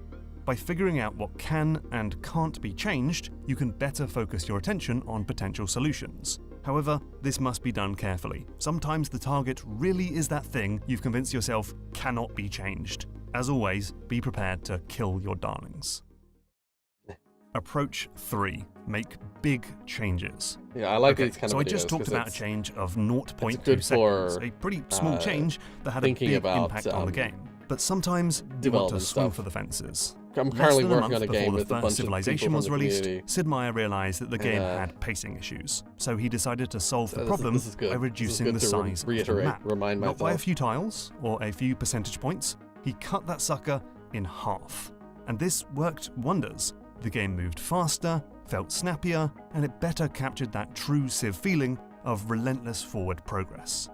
We've already talked about iterating on a problem, but development time is limited. So if you're only ever changing things by tiny amounts, a 5% nerf here, a 6% buff there, you may never get to the right answer, or you'll find out too late that your solution would never have worked. Meier's advice is to double it or cut it in half. With such dramatic changes, you'll very quickly see if the change has an effect, and if you go too far, you can always drop back down to readjust. Talking about that Civ map, Meier says if I'd been afraid to deviate too severely from what we already had, I never would have gotten to the right size in time before the game shipped. Approach 4. Flip it on its head. In Shovel Knight, Yacht Club wanted to put an interesting twist on saving your progress. They wanted a system where players could risk skipping a checkpoint in order to get a reward. So they made a checkpoint that you have to pay to use. If you want, you can skip it and save the cash, but at the risk of losing more progress when you die. But this system didn't really work. It was complicated to use and visually unintuitive. And worse still, it had a big balance problem. Novice players, who needed the checkpoint the most, were also the least likely to have the funds to save their game. No good. So the solution was to flip the concept upside down. Yeah. Instead of paying money to save your game, what if you get paid if you don't save? So now, saving is automatic, removing that complexity. And it's free, you can destroy so novice players the never lose out. But it also has that spicy twist of risk and reward. Cocky platforming experts can intentionally break the checkpoint to make more money. Sometimes you're close to the right solution, but you just need to reverse the formula. Approach 5. Find the solution elsewhere. So when Naughty Dog was working on the UI for The Last of Us, they initially let Joel upgrade his weapons at any point from a tab in the inventory UI. But that created problems. It added complexity to the minimalist interface, some players missed the option entirely, and because players could upgrade whenever they wanted, they'd typically just upgrade as soon as they could afford something, whatever was cheapest. Now, the developers could have iterated on this UI design for ages, moving the upgrade button to different screens or changing how it was communicated to the player. But the ultimate solution was to pull upgrading out of the UI entirely. Now, the game has upgrade benches. These are specific points in the world where you can modify your weapon, meaning you might not have a chance to upgrade for an hour or two. This ensured that players actually engaged with the system, and because they had more resources saved up, they were able to boost the weapons they enjoyed using the most, not just the cheapest. They also spent more time assessing all the options and made plans for the next upgrade bench. Remember that games are a massive web of interconnected systems, so sometimes you can fix a problem in one area by actually making a change somewhere else. Approach 6. Solve multiple issues at once. During the madcap multiplayer sessions of New Super Mario Bros. Wii, the designers found it annoying to die and then have to wait until the end of the level or a checkpoint to come back to life. So they needed a fix. But if you're interested in game development, definitely look into things like Unity and Unreal, just to get your what's the phrase again? To get your foot in the door, sort of thing. Yeah, there's like so many videos now online for Unity and Unreal game development. Or Godot. Godot is another good one. Yeah. GameMaker's Toolkit just uploaded a great Unity tutorial for complete beginners. All right. Yeah. So this website, this YouTube channel is perfect place to go for that kind of thing. So yeah.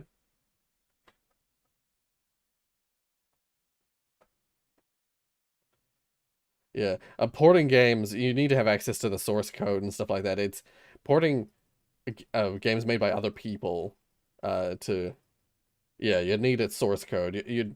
To to port a game to another platform is a complicated process.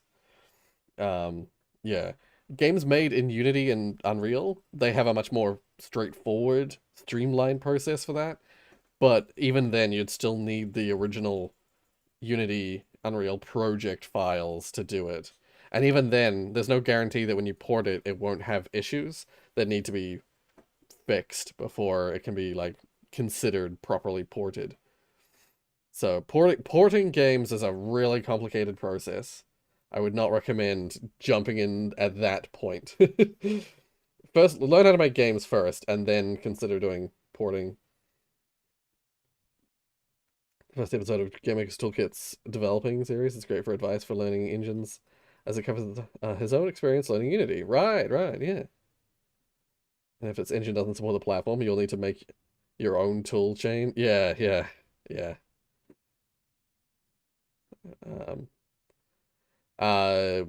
If it's not made in Unity or Unreal, probably not. You would have to completely redesign those elements. Playing games requires you to know the hardware differences between your current and new platform in and out. Yeah. Again, if a game is made in Unreal or Unity, there are nice streamlined methods for just simply rebuilding the game and for that platform. But yeah, but in terms of even with that, even with Unity or Unreal, there's so much nuance to the way that you design a game that even with their streamlined processes, there's probably going to be a lot of programmatic stuff you need to change in order to get it to actually function the way you would expect it to on other platforms.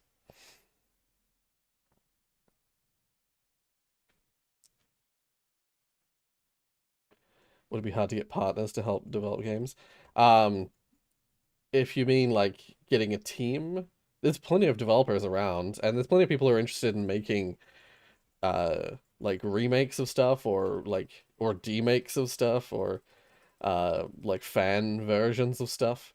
But again, I would highly recommend just learning to do basic development first, and then once you're more confident with like a little team of people, yeah, definitely you can find them, but you just have to find the right Discords or find the right Reddit places, you know, somewhere where developers hang out.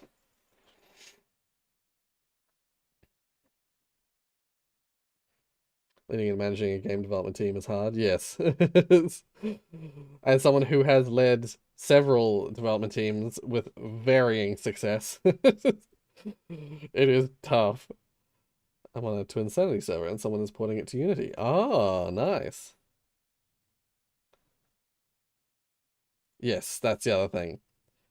Dev for free is you'll rather uncommon that people will be willing to just dev for free. True game jams. Yep.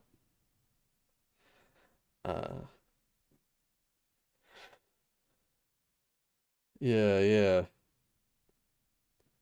Game jam, like if you're wanting to get into that field, game jams, and things like that, where it's competitions and game jams are like perfect place for like learning rapid development and rapid iteration.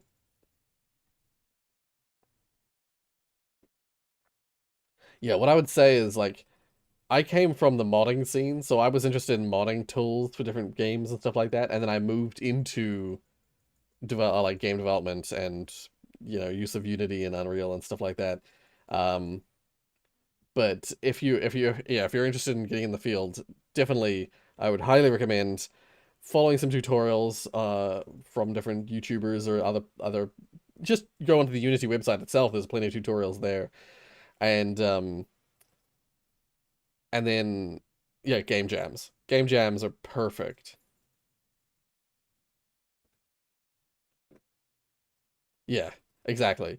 What I think is really good about game jams is they teach you to see things from like they really help you with the MVP idea, the minimum viable product. They really help you see things from a Like, what can I make? What's the like most simple version of the thing I want to make? Yeah. Unity has a mobile it has a mobile output, like a build option, but I don't think the only problem is, Chris, you'll need a desktop, you'll need a computer, a laptop desktop, to run Unity in the first place, and then you can port, you can export to. Yeah, I don't think you can do you won't be able to do development. Yeah. Yeah. Now you'll need a system, a stronger system. Oh, Godot Android port. Fascinating. Yeah, so you might be able to do some Godot development on your phone. But yeah, I would highly recommend getting yourself just a personal system. So laptop, desktop, whatever. If you can afford it, if you can manage to get the funds together to afford it. I'm a desktop guy through and through. I love my towers, I love my PC. So yeah, I would highly recommend getting something like just yeah, start with a laptop. I started with a laptop. Yeah. I started with a hand-me-down laptop from my brother. That's what I made Portal Unity on. Portal Unity was basically almost entirely made on a hand-me-down laptop. So yeah, you can start with that, and if you have a powerful enough laptop, you can do all the development stuff on your laptop. Yeah, and laptops these days are pretty powerful, even the cheap ones, for some basic development. Yeah, I just wouldn't recommend getting a Chromebook. Just don't get a Chromebook. Chromebooks struggle to work with Unity. I know this from being a mentor at a high school where we do game development. Yeah, just don't get a Chromebook. I don't think Unity works on Windows XP. Don't get anything with a Celeron processor. I don't even know what that is. No longer works on XP. Oh, interesting. That's what it used to. That's fascinating. I realize it's Unity's been around for a long time, so yeah, probably originally was made for XP. Yeah. It might work with Windows 7. Yeah, it probably does work with Windows 7. But yeah, if you're going back to XP or Windows 7, yeah, how old is this computer? Yeah. If you buy a new laptop or a new system these days, it'll come with the latest Windows, likely. Maybe not Windows 11, but it'll definitely at least have 10. I like old software. Yeah, you might struggle. Game development has become much more streamlined and much more accessible with modern systems. So I would highly recommend getting Windows 10 or 11 if you have if it's available. Oh, I love that. Maybe you'd be interested in the Source engine. Don't do it. Just don't. Maybe you'd be interested in Gold Source. Gold Source works on XP. Gold Source is the engine that Half-Life 1 ran on. So if you're a fan of Half-Life 1, yeah, get a laptop. If it doesn't have Windows 10 on it, just put Windows 10 on it. And then you can get in, do all your development stuff on there. Or even if you're someone who really wants to get into computing and computer development stuff, put Linux on it. I believe Unity works with Linux. I believe so. Anyway, we should finish this video. The first idea was that knocked out players could randomly spawn inside question mark blocks, which is pretty cute, but they kept going until they found a better solution. Players would come back in a bubble, and their teammates have to pop it to get them back into the game. This didn't just solve the original problem, it also helped fix another one. Sometimes novice players get to a tricky bit that they can't tackle. So now they can intentionally put themselves in a bubble, let the better players make progress, and then pop back out when it's safe. This one feature made dying more fun and also let players dictate their own difficulty.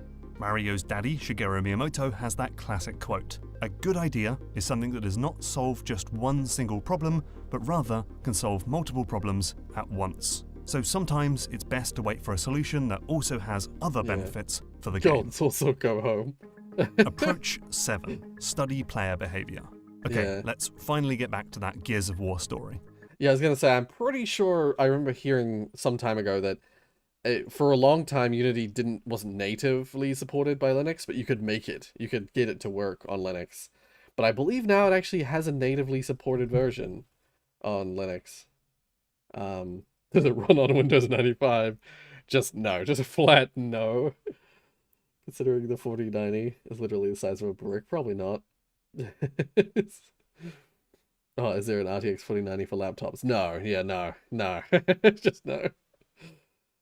Yeah. No. You don't need the latest hardware for game development. I'm still running on a GTX 1080 Ti. And it does everything I need it to do for now. There are some games that I could do with a better graphics card, but I'm still running on a 1080 Ti, and that's totally fine.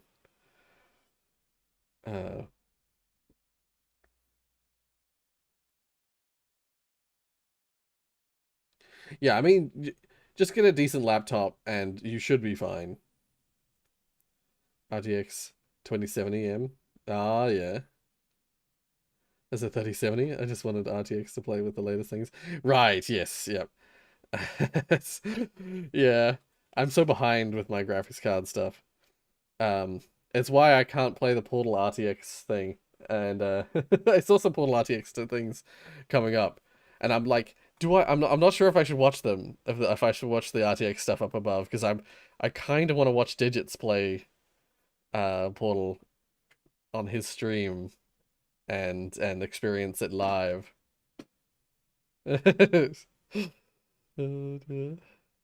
Or sad graphics cards for phones. Well, phones do have some kind of graphics chip in them, I imagine. But in terms of running modern games, you need a... Ooh. Join me in Cold too if you want, yeah. Alright. Yeah. We'll see how I feel after the Saturday stream. And, like, I should be fine, but, like, if I'm particularly exhausted voice-wise, I'll just watch you live. But, yeah, I will take you up on that offer. Phones do have graphics chips, but you need to keep in mind their limitations. Yes, exactly. It's like modern phones are really amazingly powerful, and can run some crazy stuff that I didn't think would be possible on such a small device, you know. But yeah, they just don't have the same capacity that like a desktop has. I can run GameCube emulator on my phone. Right. Oh damn. Shit. That's impressive actually. 'Cause like I was gonna say the PlayStation emulator, the PS2 one, the PS2 emulator actually is quite demanding. For like it's interesting because PS2 is an old system and it doesn't have like the PS2's hardware isn't that complicated, but or isn't that powerful, I should say. But by modern standards, but if you try and emulate games for PS2, for some reason, just the nature of emulation and PS2's hardware software combo means that it often is quite taxing, quite demanding. My phone only goes up to 740p or 720. Ah, yeah. I was gonna say the phone I have, it barely. The phone I have, it can't run most games. My phone's too old. Anyway. So remember, Epic had to boost the health points of enemies because advanced players kept doing perfect reloads and getting a damage boost. But this screwed over beginner players, who ignored the system entirely and were now getting wiped out by these amped up bad guys. But Epic noticed another difference between these two player types. Top shooter players rarely finish a clip. They reload before they're out. But novices would typically shoot until the clip is empty and let the game automatically reload it. So this offered up a solution. The devs secretly boosted the power of the last few bullets in a clip, dubbed them magic bullets. And so, on the whole, only novice players would get this buff, giving them a similar advantage to the expert players with their perfect reloads. Most of the problems in game design are derived from watching how players interact with the game, so why not use that same approach in order to find the solution? Yeah. Okay, so now we have a solution. Sorry, what? No, I'm good. I'm good. Thank you, though. We can implement it. I gotta text but 1 second. There's still a few more challenges ahead. Well, we the finish first this video. is second-order effects. In Rainbow Six Siege, Ubisoft knew that it needed to fix its overpowered shotgun. So they nerfed it, and it had the intended effect. The shotgun was no longer outperforming the other weapons. But it also had a knock-on effect. Because the shotgun is a great defensive weapon, this nerf made it much harder for defenders to win against attackers. They just couldn't hold them back. Fixing a problem in one place can create another problem elsewhere. Designers should be aware of how different systems might interlink and be smart about avoiding these issues. Or perhaps figure out how to solve these new problems. The solution for Siege was to reduce the time limit on rounds. Because defenders automatically win if time runs out, this made that side more likely to succeed, bringing the balance back in line. Another challenge is finding the resources to implement those changes. Late in development of Prey, Arcane's designers realized that they needed more monster variety on the space station, but they didn't really have the time, artists, or AI programmers to make anything new. So the designers found a creative solution: the Poltergeist. This enemy is invisible and attacks by throwing nearby physics objects. It needed dramatically fewer resources than the other foes in the game. Prey's designer Ricardo Bear says good designers understand how to solve problems within the constraints that they have. This is why Game Jam is so Poltergeist good. actually ended up being one of his favorite enemies in the game. A lot of game design issues crop up late in development or even after the game has gone live, so sometimes the best solution is just the one that you can actually achieve with the time and resources available. And finally, you need to test if the solution actually has the desired effect by going back to those playtesters or getting fresh eyes. Halo's James Griezmer recommends that you don't tell your playtesters how you fix the issue, as that can bias their experience. Just see if the problem has been resolved. If not, well, hopefully, like in the case of Diablo 3's rapid iteration, this helped you figure out what the actual problem is, and you can reframe the question and start again.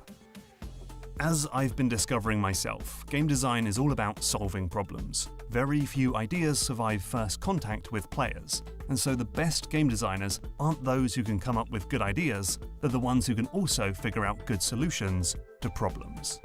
This video was absolutely packed with stories of clever designers solving game design problems. It's like my favorite genre. There were loads more that I couldn't fit in, so if you're a GMTK patron on the bonus video tier, you can now check out a special tie-in video with even more stories.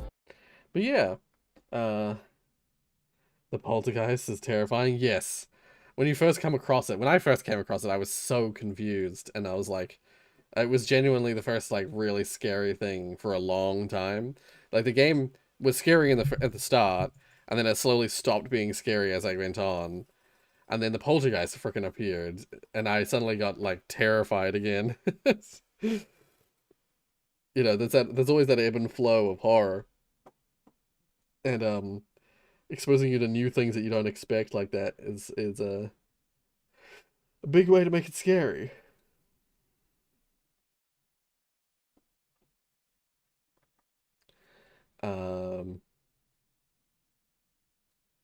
How do YouTubers hear what other people are saying with headphones on? Oh, these headphones I'm wearing? These are very specific headphones. By the way, no one seemed to notice that I fixed my headphones. My headphones have been broken for a long time, but I fixed it. Yes, I did figure out that the psychoscope can track it. I believe I did, at least.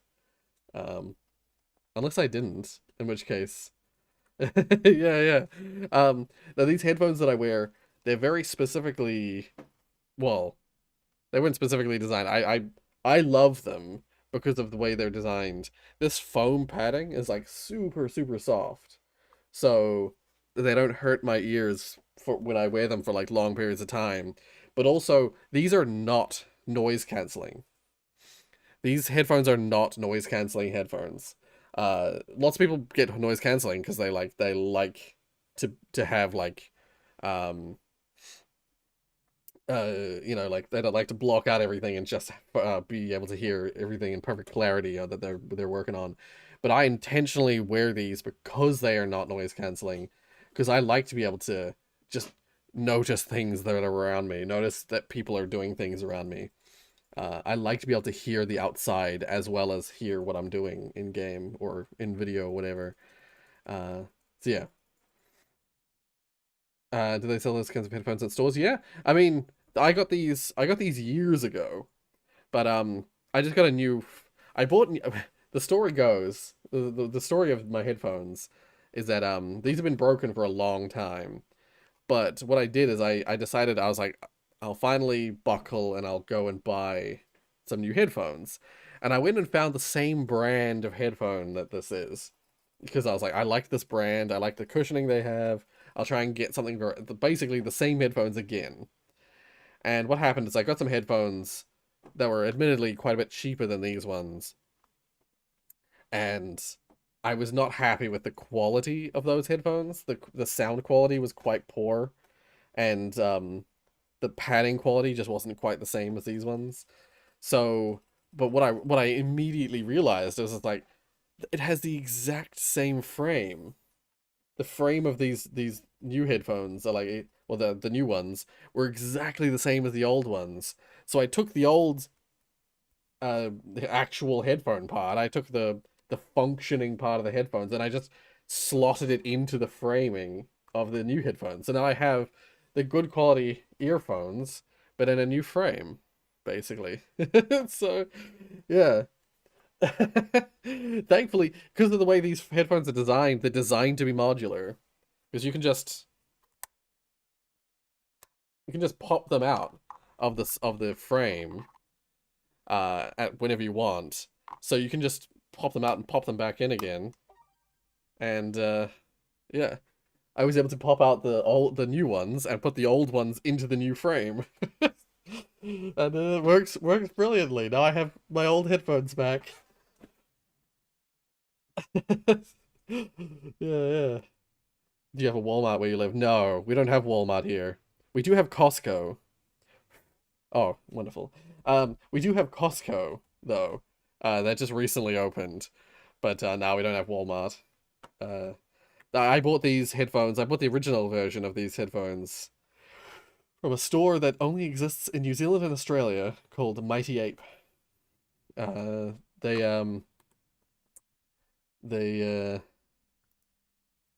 like Costco. Costco. You have it in the US. It's a US brand. It's usually it's found more commonly in like the Midwest, I think. Like Middle America and Midwest. A wholesale store, you can buy bulk foods at warehouse prices. Yeah. That's the only like big mega warehouse. Yeah. But you have to buy in huge bulk. Like we've tried to buy from there a few times. But the volumes they sell at Costco are just too big for us.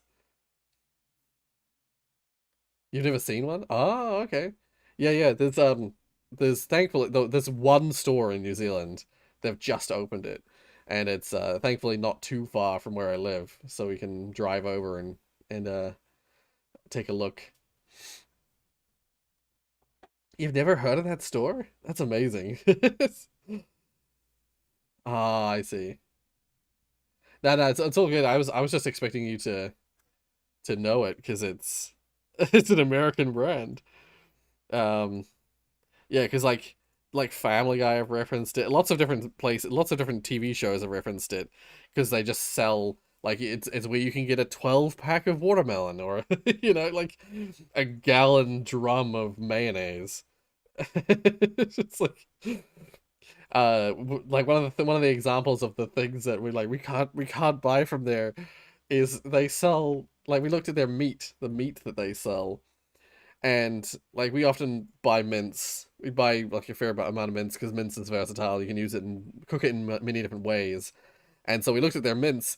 The only mints they sold was a 4 kg packet of mints, like just a mound of mints.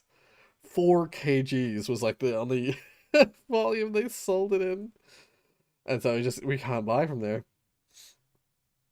Yeah, website saying your local Costco's in Glasgow. Oh no. Yeah. Oh sure, yeah. Wait, Costco. I mean, this is them. Wait. Oh, Costco. This is this the New Zealand one? Yeah, this is the New Zealand one. All the results are the ones that from New Zealand, but this isn't New Zealand one. This is a foreign a foreign one. Yeah, this is the New Zealand one that they've built. That interesting. This is not. This is an American one.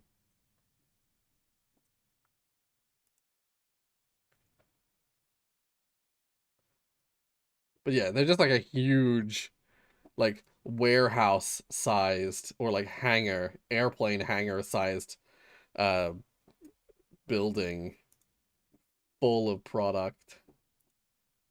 That image won't load. Like, yeah. Yeah. You'll find that they're sort of more like middle America stores. They're I think they're not common on the west or east coasts. If I might be wrong about that, but from what I understand is that they're more common in middle America. Yeah. But they're a big chain that's like yeah. Yeah. I thought you guys probably I thought that was the case. Because usually when I stream is good for East Coast, it's not particularly good for West Coast. So most of the American people who are on the channel watching the streams are usually East Coast. They don't even sell mints. Oh, okay. Yeah.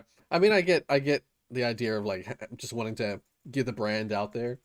And much like here, I guess in the UK, I would imagine that they might struggle in certain areas to actually like build a warehouse of that size. Like you could do it in the sort of more in the like what the hell's that was called, the services. You could build them sort of there, I guess. But space wise, the mega size stores like Costco might struggle a bit in certain areas of the UK. They do have a Costco in New York. Okay. Yeah. I was gonna say, I think it's just more common in the middle America. Yeah.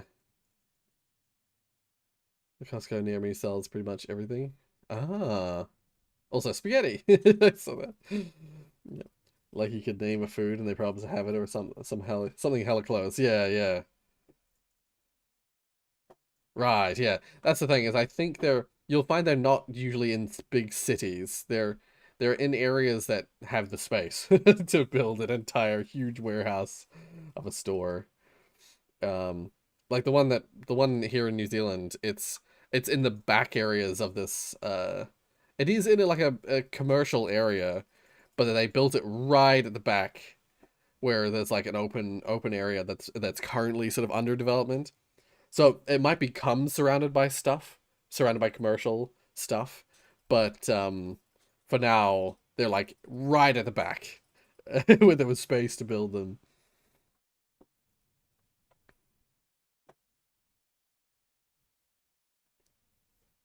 Oh, that's weird.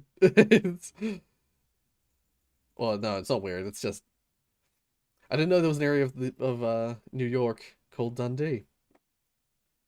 I just immediately thought of Crocodile Dundee. It's a movie. Should I watch this? Or should I wait and watch Digit's stream of Portal RTX? I mean, I've seen the trailer, I suppose.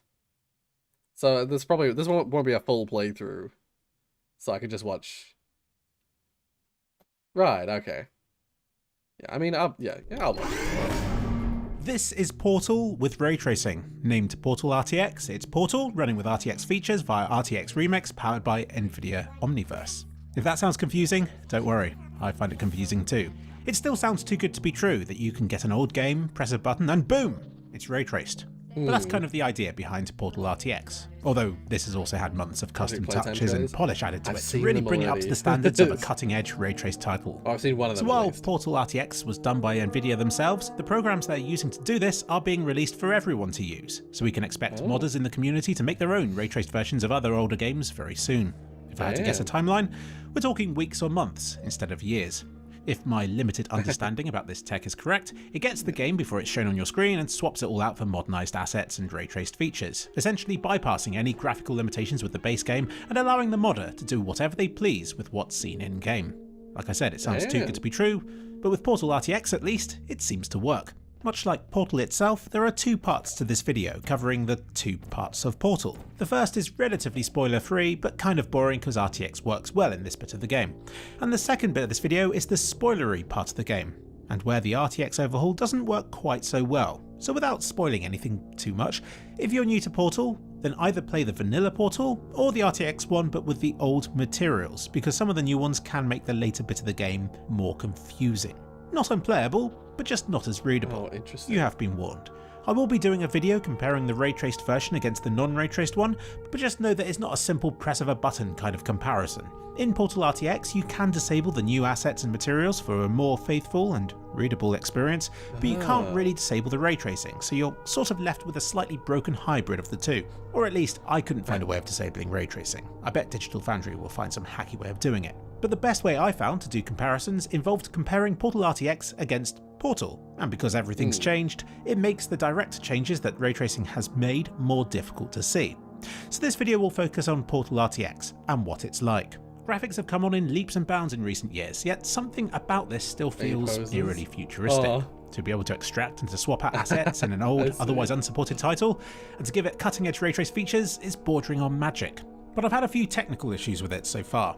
As far as programs go, it feels a little bit unstable. Overlays don't work too well with it, mouse cursors often don't appear when they need to, it crashed on one of the loading screens, alt-tabbing would sometimes prevent me from getting back into the game again, and when it did crash, parts of the process remained running in the background and I found it easiest just to restart my PC. That being said, a lot of these crashes seem to come from me trying to record the screen or from dabbling with the RTX menus. When I was content with simply playing the game, it behaved a lot better. But something about the experience doesn't feel 100% stable to me, so just be warned, and try to stay away from the F9 button, which seemed to be the source of a lot of my problems. One of the concerns I've seen numerous people saying is that Portal RTX betrays the game's art style, which, looking back, seems to have come from one particular YouTube video on the topic, which is an interesting one to watch, and I suggest you check it out. Now I've seen that video, I can sort of see what he's saying, but it still doesn't bother me too much. At least not for the bulk of the playthrough. I first tried Portal RTX before watching that video, and honestly, as somebody who has played, enjoyed and completed both Portals several times in the past, my first thought when I loaded up Portal RTX was how subtle the effect looked. I mean, sure, the reflective glass looked slick, and there were sharp looking shadows that I presumed weren't there previously, but it was only when I compared it with the vanilla Portal that the full scale of the makeover became apparent to me, and also at how dated Portal's graphics look in 2022. So there, my first genuine impression from trying Portal RTX was a positive one, being that it was Portal, but with improved graphics and lighting, and with lots of cool ray-traced stuff to mess with. And I want to hold on to those first impressions of mine, because I know when this goes public on the 8th, it will quickly be decided whether Portal RTX is great or terrible. But I guess it really boils down to what you want from a remade version of Portal. For me, I love that it's Portal, but with fancy new graphics and with adjustments to its assets to better showcase these new effects. And the Portals provide some unique ways of showcasing them. So while fans of the original Portal can stick to that, I see Portal RTX as a great excuse to replay it and to marvel at how ray tracing, PBR materials and high poly assets can overhaul an otherwise familiar experience, using today's computing power to brute force good looking visuals into games that could otherwise be visually stuck in the past forever. Now the original Portal already had ray tracing, it was just that it was static and pre-calculated. To help showcase the possibilities, NVIDIA have added new light sources to the levels, particularly around the corners of... Unfortunately, when it comes to copyright on YouTube, it's really hard. That's why I constantly get claimed. These reaction streams almost always get claimed because something I will have not known was copyright, was likely to be copyright claimed, got copyright claimed. So yeah, stuff to avoid: movies, movie industry stuff, music industry stuff, and like big YouTube channels that are very highly produced. So any YouTube channels that have like really high production value stuff, those ones are ones to avoid in terms of copyright. Portal 2 does look, just graphics wise, it's significantly better than Portal 1. But yeah, that's the thing, is that like graphics for me is such a secondary thing these days. I've always been like that. I've always been more on, I lean on the side of like fun and gameplay to graphics. I like gameplay, I like story to over graphics. Graphics is like very much a secondary thing in my mind. But yeah, also it's all about maintaining that visual consistency, I want to say, like with what you're saying, what your message is. Yeah, like I agree. I like the way that the visuals of Portal 1 really matches the theming of the game. And maybe RTX shifts it a little too much for some people. Rooms, and to have emissive materials and companion cubes and the like. It all looks great, and all works seamlessly through the portals. Stuff emits light and it bounces off stuff and is obscured by other things in an entirely realistic way. I can push myself up against a wall and see my shadow, or hold something reflective and see myself reflected in it, as well as a distorted view of whatever's around the other side. It's real endgame stuff. I can't imagine Portal ever receiving another jump in graphical quality that will make me think, wow, like this one is. Sure, VR perhaps, higher frame rates and resolutions, but Portal RTX is already hitting a standard I expect all ray-traced titles moving forward to aspire to hit. Really My mind can't comprehend the calculations required here, but luckily ray tracing can, so there. And the ray tracing isn't just the lighting or the reflections, it's everything. Every type of ray tracing imaginable, all working together as I feel ray tracing should be done in games. Put it simply, if we could run this at infinite frames a second and at an infinite resolution, then it would look pretty much perfect. But because we're not, the tricks and shortcuts used can be seen. To hit playable frame rates with existing hardware, this kind of technology relies heavily on denoisers, upscalers, and on other clever tricks. As hardware advances, these limitations will gradually fade away, but they are currently needed to hit the sweet spot between visual fidelity and playable frame rates. The main compromise that's being made here is in how quickly the effects can resolve to a sharp, crisp standard. For instance, it can take dozens of frames for bounce lighting to catch up with the action. Some of the reflections can be a little bit shimmery due to the limited sampling data, and some of the shadows can look a bit denoised as they're taking form. This will all be reduced as the ray count increases and as the frame rate improves, which will happen naturally as time goes by. On a GeForce 4090, the experience was perfectly playable at 4K. I couldn't confirm the exact frame rate as my usual frame rate overlays didn't work with this game, which I guess is because Portal RTX is already an overlay of sorts. I didn't have time to investigate. But I thought from the trailers that the portals also emitted light. I could tell that it wasn't running at hundreds of frames a second. But for Portal's kind of gameplay, it doesn't look like it's emitting light. Movements felt responsive enough, since most of it is spent gliding through the air and passing through portals, which isn't exactly Twitch shooting. The majority of my time on Portal RTX was spent with DLSS 3 on, but I disabled it for a later portion of the game and the frame rate certainly didn't feel as smooth. It wasn't slow by any means, but looked closer to 50 or 60 than 100. So I actually took whatever delay DLSS 3 comes with and turned it back on again, and I didn't notice any sort of visual artifacts with it until the very last cutscene. Looks like a cherry To put into lollipop. context, I'm using a GeForce 4090, so you'd expect great performance. But I am running it fully ray traced at 4K. But then I'm also using DLSS on auto mode, which I assume scales to maintain a decent frame rate. But then it did achieve that, and looked great. So ballpark figures based on the 4090 managing 4K would put the 3080 as being a capable 1440p card, and maybe a 2070 Super for 1080p. Yeah, 10 minutes is like 10 minutes is what I usually consider to be the like maximum upper range for a video posted. Yeah. Yeah, I prefer, like, when it comes to videos posted on the Reddit, I generally prefer like 4 to 6 minutes. Like those are good length videos for reaction stuff. If people post stuff that's over 10 minutes, then usually I'll skip some of it. I'll try and skip some of it. Unless I'm like super fascinated by it and I end up just watching the whole thing, which has happened multiple times. Yeah. Is it bad that my long hair gives me allergies? Oh, that's not good. I like long hair, but allergies, if you have allergies to it, you probably should remove it. You know, get it short so it doesn't trigger your allergies. Portal RTX is just those mods. Trying to make Portal 1, Portal 2. I see, yeah. I see what you mean.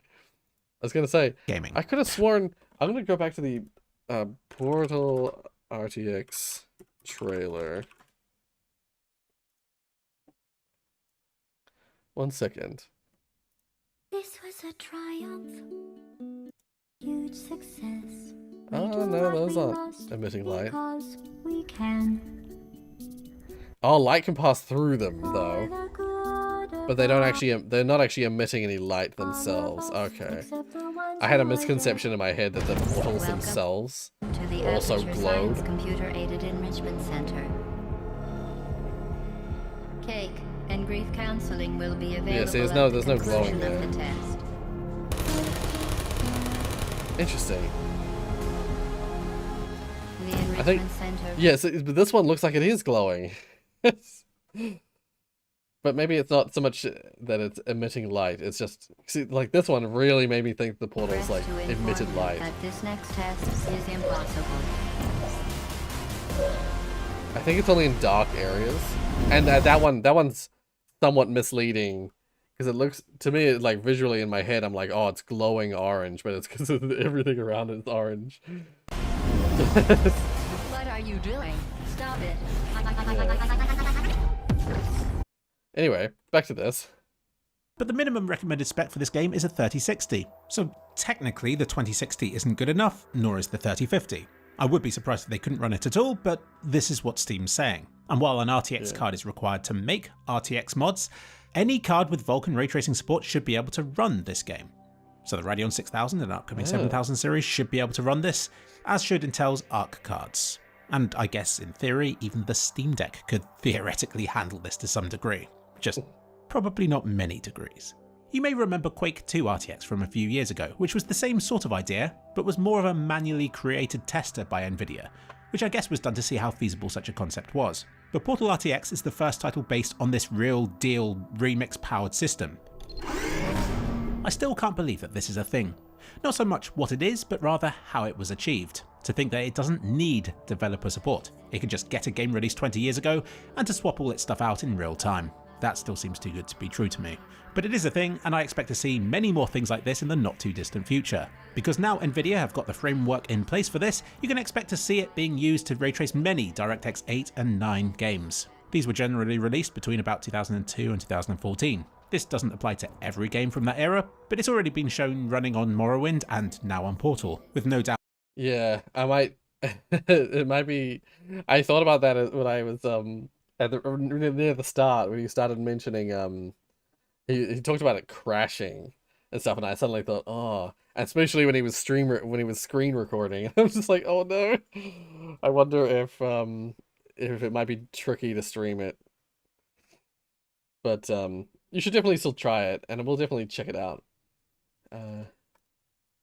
Many more titles. I'm still gonna see if I can run it on my Portal on isn't my even the source game Ti, I'd most want to see this technology no used RTX for. support I'd love at to all. see it being used in Left 4 Dead, or to see what CS:GO maps might look like I when guarantee using ray it's just tracing, gonna say no which at this point may to as well me. be seen as Source 3 graphics. It's gonna be just like, no, and then of course need there's RTX Half-Life 2, card. which I'd drop everything in a heartbeat for, just to be able to play again with ray tracing on. But I guess Portal's a good start, and it's a well-developed port. I think this is a massive game changer for all games moving forward. But failing that, it's still going to massively shake up the modding community, and I'm already expecting all kinds of imaginative and reimagined releases of older titles. Maybe even the original developers of those games will be keen to remaster their older titles with this sort of technology. So while Morrowind with ray tracing may look fantastic, I'm sure what we all want right now is another version of Skyrim. Right, I've left spoilers until the end. Click off now if you still haven't played Portal. Any of you aged 50? Oh yeah, has anyone here not played Portal? I like the windows in the elevators. Right, yes, yes. Has anyone here not played Portal? Have you played any Backrooms games? I played one. I played one Backrooms game a while back. I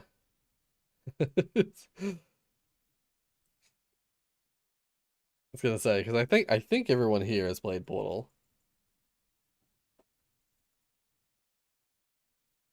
Or cares about Portal spoilers. Let's just 16 or under might not have been born when it was released, so I'll let you off. Put it simply, the RTX materials worked fine for most of this game, but after you escape from a particular test chamber... But do you care? Do you care if it's spoiled? If any of it's spoiled for you? Because this will have spoilers. Form takes priority over function, and it can be difficult to know which surfaces I can love that light travels through the portal though. That's a huge plus to me. Like the idea that stuff like there's interaction from either side of the portal, because that's something that never existed with the originals. The lasers went through portals, but you don't give a fuck. Okay. Portals on and which can't, with this rusty iron surface being one such offender in certain lighting conditions. Now, your crosshair does say whether or not you can fire a portal where you're currently looking, and there isn't any penalty for firing as many shots as you'd like, so it's hardly a big deal, but it does make the game less readable. You can change it to the original materials to make it more readable, but that kind of feels like you're ruining the futuristic thing you're trying to experience with Portal RTX. Or at least it did to me. I also found the glass tubes you ride through to be too transparent. Bar scenery reflections, they're totally invisible, which can make them difficult to see. A bit of translucency would have gone a long way here. Meanwhile, some of the glass walls you see later on can't be seen through that clearly, and presumably, as they're out of the playable space, the other side hasn't been lit up for this ray-traced version. And in the final boss battle, the countdown doesn't show too clearly either. I'm far from a Portal expert, yet these things stood out in that one playthrough I had with RTX on, so it's a shame that nobody working on this port picked up on these things. I doubt any of these things would take too much effort to fix, so it's baffling why they were left in as such low-hanging targets for anybody looking for an excuse to hate on the ray tracing. I hate to put graphics over gameplay, but come on, it's ray-traced Portal. No, it isn't always as readable as non-ray-traced Portal. No, that isn't necessarily the ray tracing's fault. Yes, it probably is an easy fix, but even as is, Portal RTX is playable, and you'll know if it's for you. If you enjoy blocking light sources with objects, creating really dark corners with props, or casting weird lights in dark places with portals, then Portal RTX is the perfect game for you. It's an excellent visual example of how ray tracing can be used to transform the look of a game, and to showcase the incredible makeover that RTX remakes can give to older titles. Like, this is it. This is the Portal remake we never asked for, but if we were asked, then we would definitely have nodded and said yes please. And it's free for Portal owners. Grab it while it's hot, but not too hot. Deja vu. Yeah. Very cool. Really cool. But yeah, I feel like there's a strange kind of like, I want to say flatness to the way the portals look with the RTX mode on. I feel like the particle effects around the portal need to be boosted a little, or make the portals emit light. That would make them, like, make the blue portal emit blue light and make the orange portal emit orange light. That would make it look amazing in my opinion. Remake Cars in RTX. Cars the video game? I didn't even know that was a thing that exists. I mean, I'm not surprised, but I didn't even know it was a thing that existed. I probably won't be playing Cars the video game. You have it? Oh. Okay. Half-Life Alyx ray traced would look amazing. I think VR is like the perfect place to like put ray tracing and stuff like that. I know it's one of those things where it's like, of course, the VR is already very demanding. Put ray tracing on top of that. But I've never bought it, but I have it. Yeah, it's like the most demanding location. Put ray tracing in it. But you know, VR is where you really see, like, because you're so in the game that the graphics suddenly are quite important in VR. Not that they need to be high, like super realistic, but just high fidelity graphics are really important suddenly in VR, because yeah, you need to make sure that you're running that everything is super smooth and runs exactly as you would expect. But Please no, I need at least some frames to work. Exactly. You need the frames to be... You need it to be running at least at like 120 frames to reduce sickness right down, just in terms of frame rate. Reduce sickness down to pretty much 0. Yeah. So RTX probably won't happen. My poor laptop can't run it. 120. Oh no. I think 90 is the lowest that that VR headsets are willing to go. But I've experienced, for me with VR, as soon as you miss a frame, as soon as a frame is not achieved, even at high frame rates, it's VR chat worlds run at 40 frames.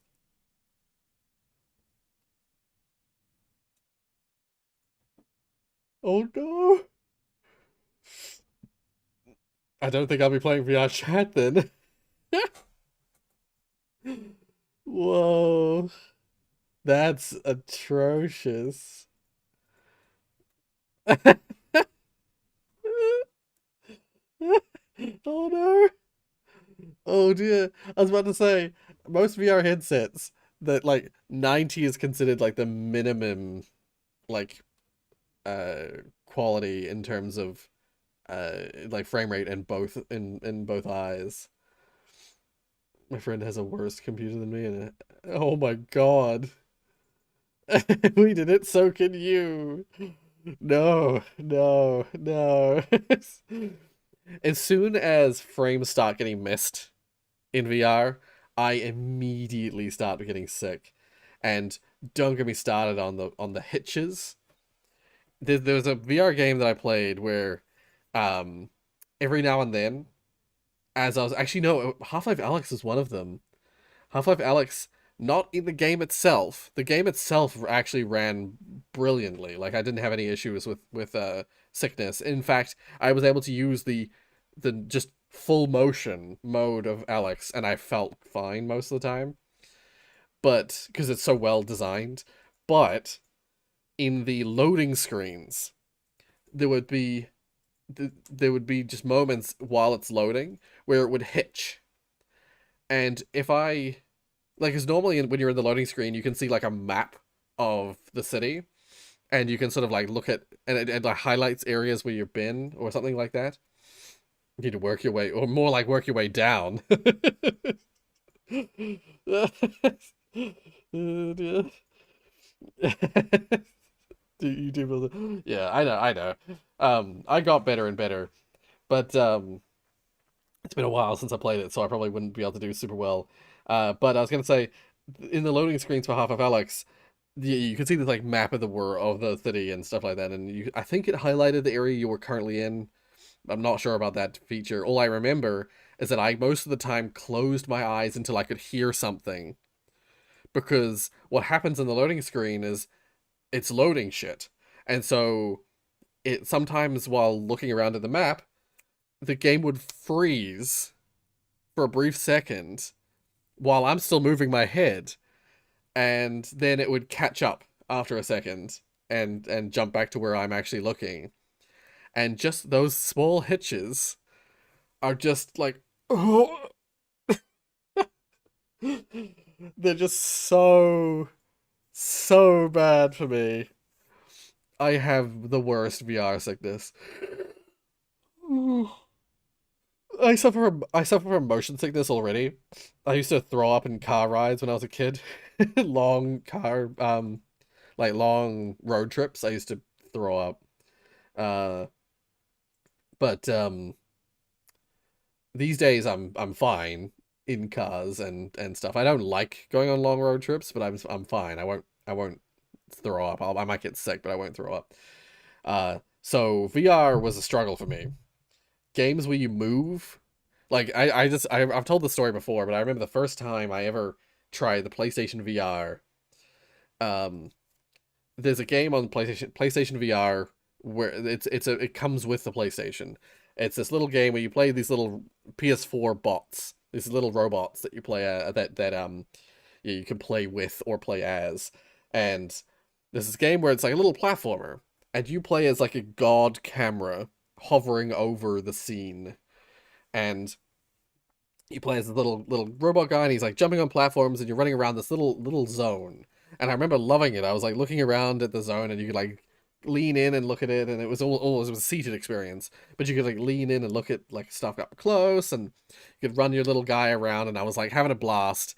And then I did something which unlocked the next part of the game, and suddenly a path into the distance appeared, and I started running my guy over to the distance to run down the pathway, and that's when I first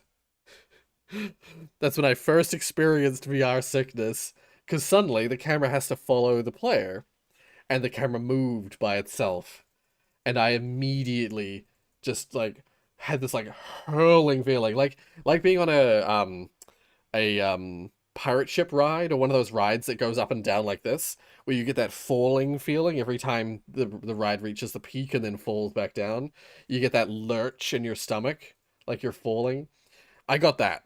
That's how I would describe the feeling, is that I suddenly had this like, soon as the camera started moving towards the player as he moved away from this camera, I got this like lurch in my stomach, and I just felt horrible. I ended up finishing the little game with the camera moving every time you walk away from the camera. But then there was this, like, I was barely managing to keep myself okay.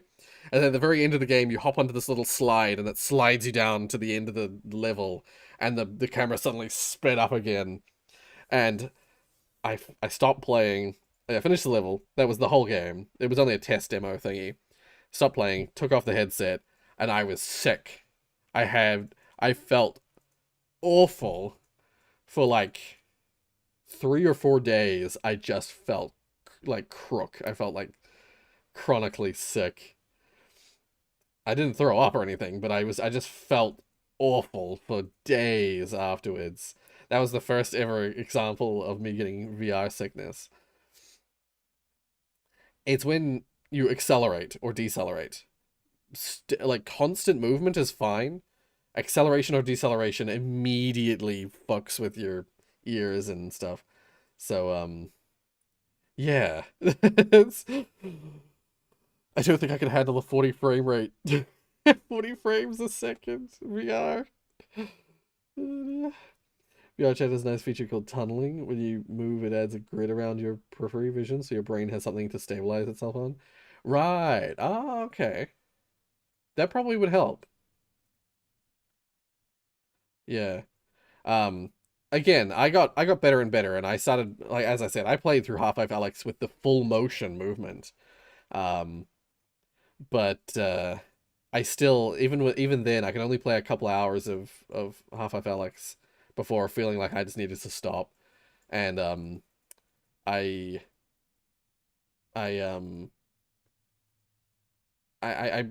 learned where my limit was with Half-Life Alyx. I learned that pretty quickly. But yeah, it's been a while since I last played any kind of VR, so I'm I'm nervous to pick it back up, because I think I will get sick again. But we'll see. Anyway, I have actually seen this. I've watched this in my own time. This is good, if I recall. A portion of this video was sponsored by Domino's. Yeah, Jay and I have an idea that we think is pretty awesome for what would happen.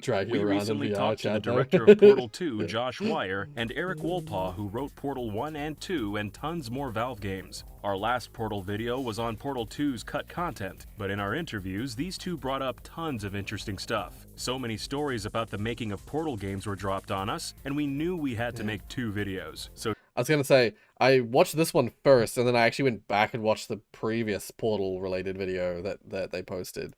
Today we'll be talking about behind-the-scenes stories for the Portal series, including Portal 3. More on that later. Talking to Eric, it became clear why he's a comedy writer. He told us a story from when the devs were wrapping up development on Portal 2, and he and level designer David Sawyer butted heads. Towards the end of the game, there's a conveyor belt leading into an industrial masher, essentially a death trap. Eric and his writing partner Jay Pinkerton had a Wheatley bit planned for this part, and finalized it about 48 hours before the lines were due to be recorded in Steve Merchant's final session. At the last minute, they ran it by the guy who was in charge of this area, level designer David Sawyer. But we'll let Eric tell the rest of the story because the frustration in his voice makes it twice as funny. Jay and I record some quick temp dialogue, put it in there. Level designer, guy I love, no longer works at Valve, Dave Sawyer, but tempers are running short at the end of this project, and it's, you know, a day now before we are going to be in the studio, and I'm back at home the evening, and Jay calls me up, and he's like, Sawyer says it's not a death trap, and I'm like, it's a death trap. Thing mashes you. I mean, I'm losing my mind. Like, it is a death trap. It is a death trap. And we're, you know, bitching. I'm like, but we also know we're gonna have to change this thing. We're gonna have to rewrite this thing because we're gonna, you know, even though it's very, to this day, I would get Dave on the phone and be like, it's a death trap. But at some point, I'm ranting and raving, and I'm like, well, if it's not a death trap, it's at least a death option. And then at some point, and then we're just like, oh shit, that's better than what we had. And so you probably don't remember, but he, instead of a death trap, he gives a whole speech about it being a death option. So in the final game, Wheatley says it's a death option and pitches it to players as an easy way to end things. Eric believes that Sawyer's reasoning for it not being a death trap was because it could be avoided. But to this day, Eric is adamant that it's a death trap. We told Eric we'd ask you guys if you think it's a death trap or not. It's a death trap. All right. If they say it's not a death trap, they're wrong. So let us know in the comments. Is it a death trap or not? Our interview with Eric it's not the happened FNAF after font. we I think spoke just to FNAF Portal 2 uses director this Josh font. Wire, so we quizzed Eric on some of what we learned from just Josh. a There's tons retro of Portal 2 digital areas that didn't end up in the final style. game, like this mysterious diorama exhibit that looks like it might have explained some of the game's lore. We got the scoop on it from both Josh and Eric. But before we get to that, a word from this episode's sponsor. This portion of this video is sponsored easily. All you need 15th of our video gave us the scoop. And now, back to the trivia. So yeah, Josh Wire and Eric Wolpaw gave us the scoop. Josh told us that this segment of the game was going to play out like a ride at a theme park, and specifically compared it to Disneyland's It's a Small World ride. There'd be a whole song and dance. When I heard about this, when I saw this stuff, I suddenly remembered, like, never seen a Domino sponsor before? Yeah, neither. This was, I think, the first time I've ever seen one in a video.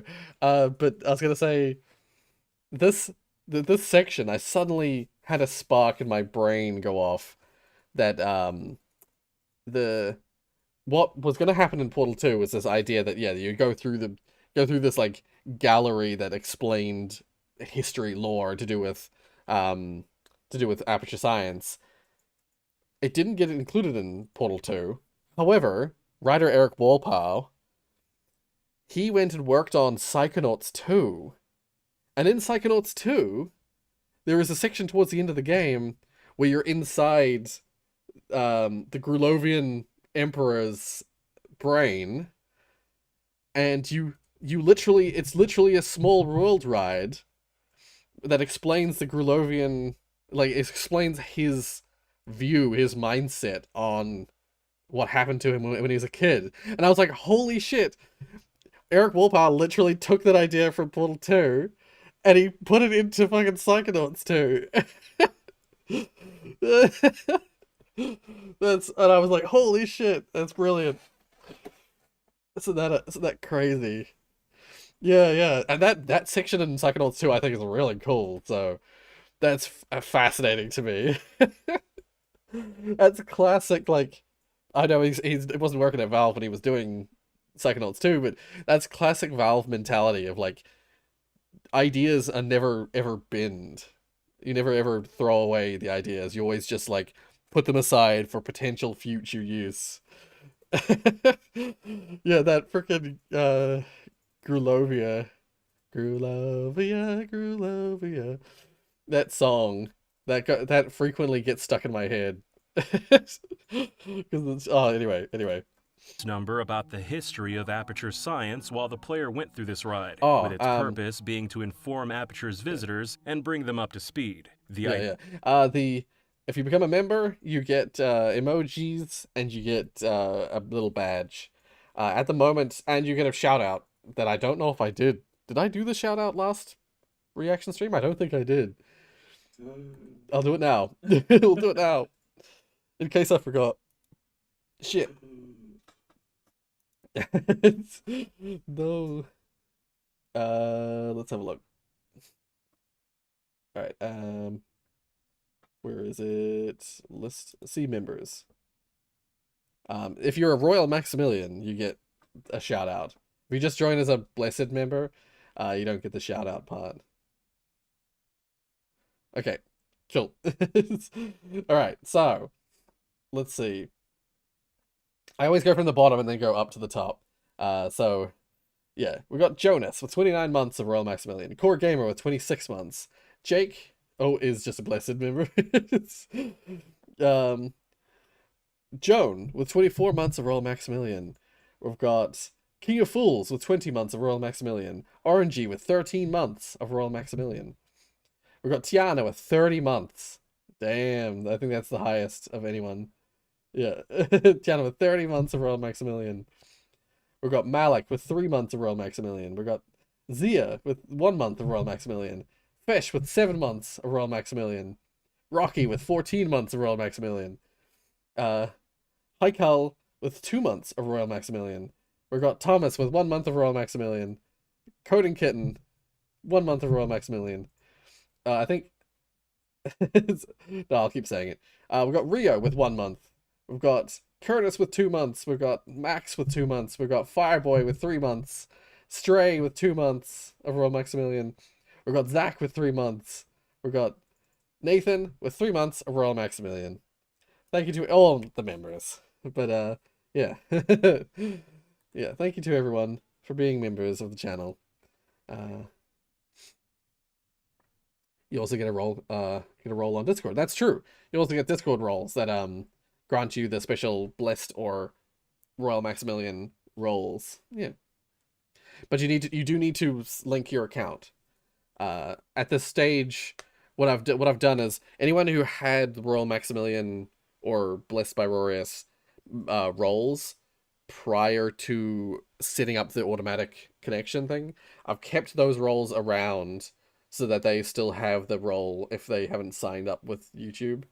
So I'm not taking away any roles, but for any new people who get Royal Maximilian or whatever, they need to link their account with Discord, their YouTube and Discord accounts, and then they'll get the membership. They'll automatically get given the role. Yeah.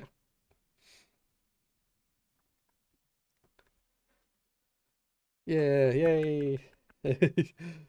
Yeah. So yeah, it's all automatic now. So moderators don't need to like manually add people to those roles. What's a Bendy subscriber? What is that? I don't know what that is. Bendy subscriber?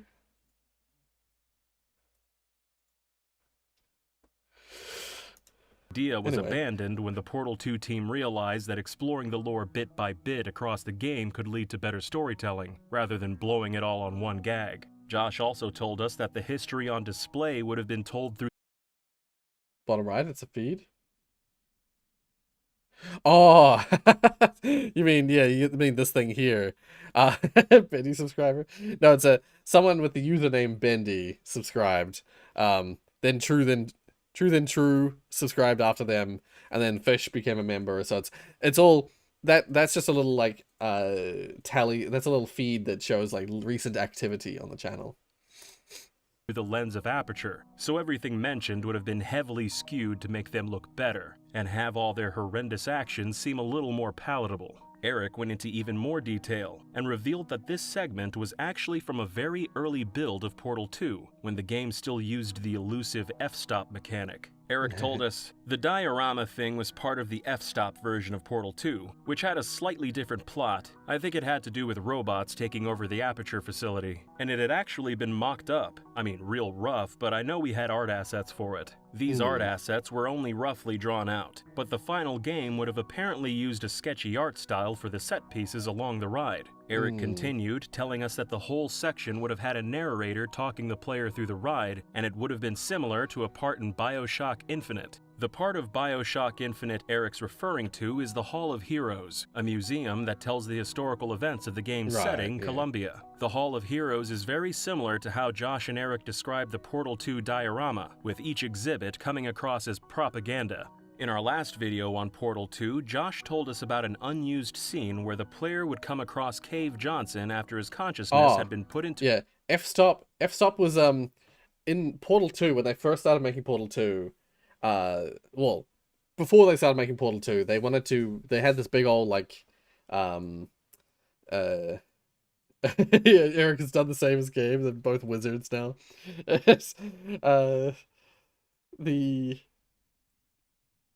Yeah, F-stop was a version of Portal. Yeah, before they started making Portal 2, they had this like session where all like a bunch of different teams all went and worked on little projects as like examples of possible new games to make, you know, in the immediate future. And one of those teams that was working on that thing came up with this idea that's now known as the F-stop idea or the F-stop concept. And when this like, yeah, it's basically a game jam for the company. The company had a game jam, an internal game jam. So the ray tracing sprites thing, that's just because when it comes to sprites and old 2D games, they don't really have lighting, they're all flat. So ray tracing wouldn't really work in that sort of 2D context. But anyway, yeah, one of the teams made this idea that became known as the F-stop idea. From what I understand, it's basically digits. Do you know Superliminal? If you know the game Superliminal, apparently it's very similar in many ways to that game, with a lot of like photo related like mechanics, taking pictures of things and then using the pictures in the real world, like resizing things and reshaping things based on like perspective. But they were all, but it's never been confirmed, I don't think, that what F-stop was as a concept. It's just rumors and speculation, as well as some like leaks and hints at stuff that people have come across. But anyway, this idea was one of the game jam things that someone made at the company, and they were like, this is it, we have to make this. And then they decided, let's make this Portal 2. And so Portal 2 at first it had no portals in it. It had this F-stop mechanic. It had this like photo-based F-stop mechanic in it. And they got fairly far into development. Like, I mean, still very much alpha, but they got into development, actually making the concepts and stuff. And they brought playtesters in, because they seem to have playtesters all the way through development, which is brilliant. That's what you should have.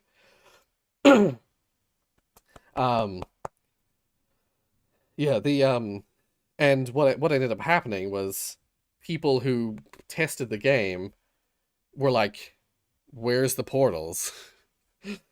This game is cool, but this is Portal 2, where are the portals? And Valve were like, shit.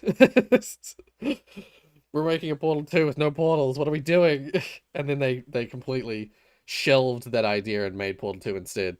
So F-stop became one of those things that just got forever shelved. And yeah, in the early versions of F-stop, like they had the idea that F-stop would be entirely in Aperture, and it was going to be set in the past. It was going to be set in the old time Aperture facility, which is why Portal 2 now has different eras that you play in, because they had already concepted a whole bunch of stuff to do with like early Aperture. So they just like took that stuff, a lot of the stuff that they were working on, like conceptually, and just made that into the old parts of Portal 2, the old area parts of Portal 2. What is 3-?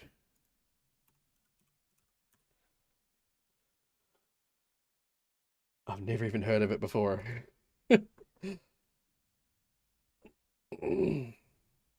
Oh, it's Geometry Dash, but in 3D. I played Geometry Dash back in the day, and I'm terrible at it.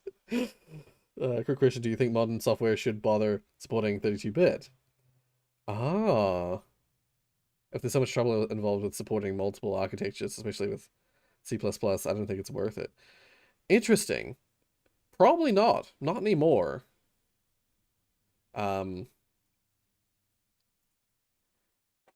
Yeah, honestly, what systems still use 32 bits? Only 32 bits. They may as well just make everything 64 or one. Like, I know that the thing is that some computer systems are heading towards 128, but most systems just use 64, so why not just make everything 64?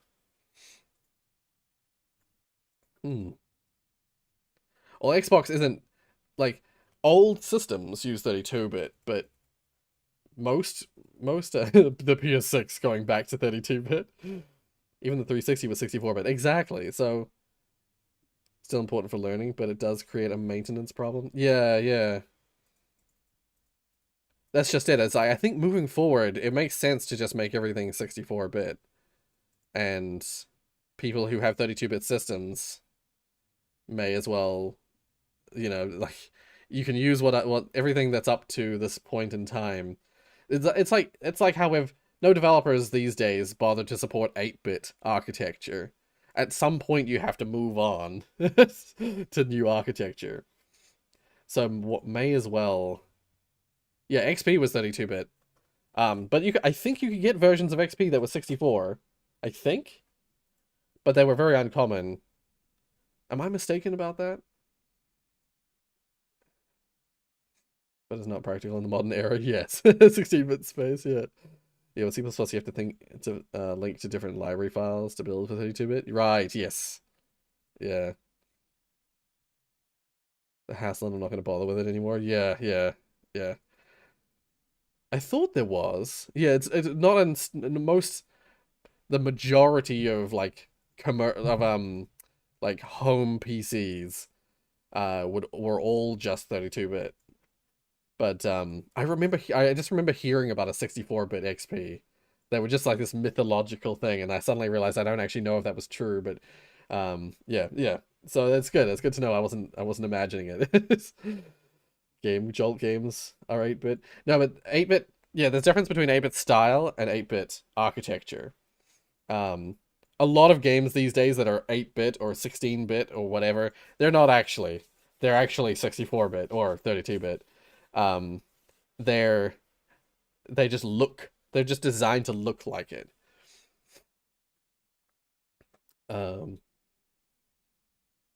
It's still fun to mess around in limited conditions, such as 16-bit. It's why things like Pico 8 are popular. Right, yeah, yeah. Yeah, yeah. For like serious projects you want people to, like modern people to play and experience or to use whatever. There's no point. There's no point in doing lower bit rates. Yeah. So, Chris, the difference between those things, those ideas, is that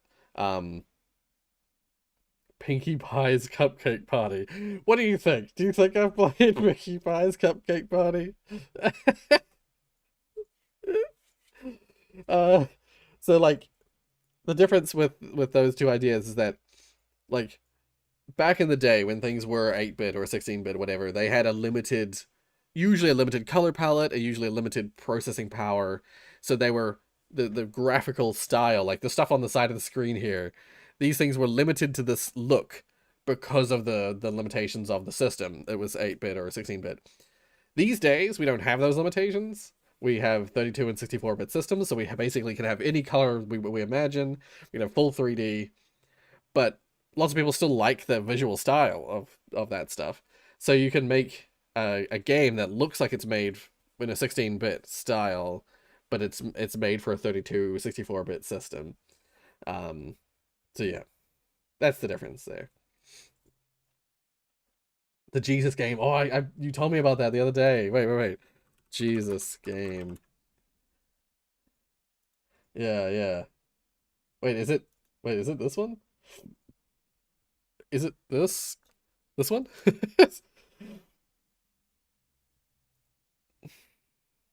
It's a My Little Pony horror game. Oh.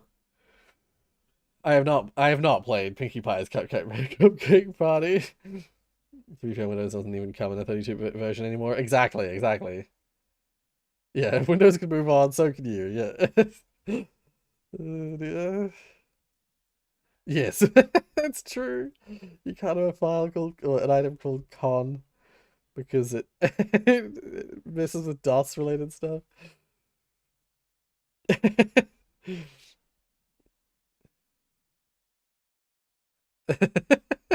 I am Jesus Christ.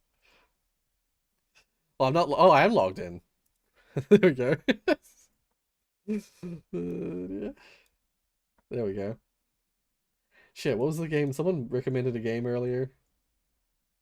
Oh, there it is. I'm gonna add that to my wish list. I should play it. That's really entertaining. Okay, I'll consider it. Should watch the trailer. Oh, it's not out till next year. I see.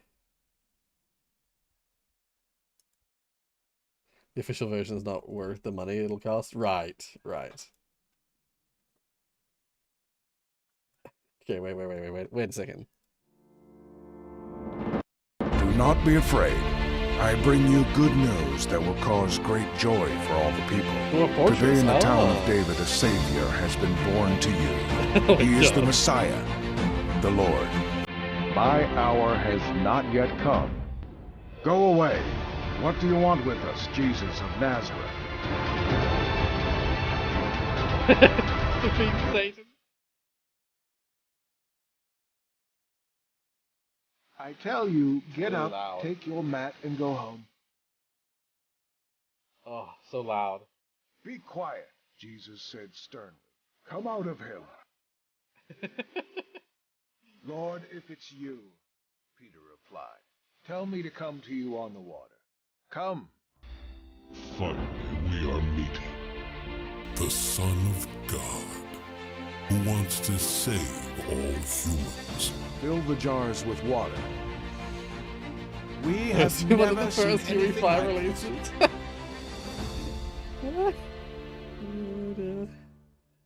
Well then. It's weird because it looks like, what else has this developer made? Okay, no, it's nothing. There's a game that I've seen that is reminiscent, that just the Satan boss fight. There's some game I remember seeing that was a bit like that was like a troll game. The new Fortnite update, I think, was the first AAA UE5 release. Right, yeah. The prologue is free, so I should play it. Okay, I'll consider it.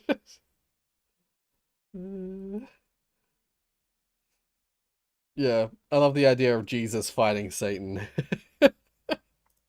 To a computer which was inside of a cube. My lung the hurts. player would then need to pull the plug on Johnson and use the cube to complete a puzzle and climb over a lip. We asked Eric if he remembered any more details about it, and he told us that Cave Johnson being put into a computer was not only written and implemented when Portal 2 was still using the f-stop mechanic, but it was actually a huge plot point of the original version of the game. Eric added, "So that went away and we kind of got rid of that whole thing. Actually, some of that dialogue we wrote for the original version showed up in Portal 2 Perpetual Testing Initiative, which was sort of a map maker, and there's actually some funny stuff in there. The plot has all these alternate universe Cave Johnsons, and one of them is a cave that gets put into a computer, and some of those lines are straight from the very original version of that idea.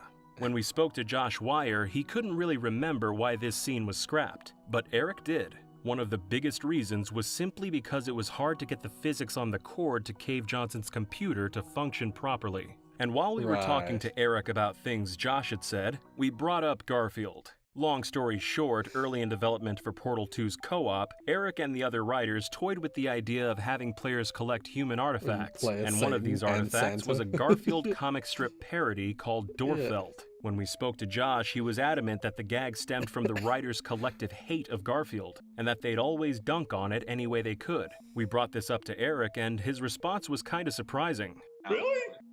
No, I got nothing against Garfield. No, we were just thinking, what's a generic comic, and Garfield was the first one that came to our mind, just because it's also one that everybody kind of knows. There seems to have been some misunderstanding about how much the writers hate Garfield. Or maybe it was one of the Portal 2's other writers, Jay Pinkerton or Chet Falasek, who really has it in for Garfield. Either way, we thought this was pretty funny.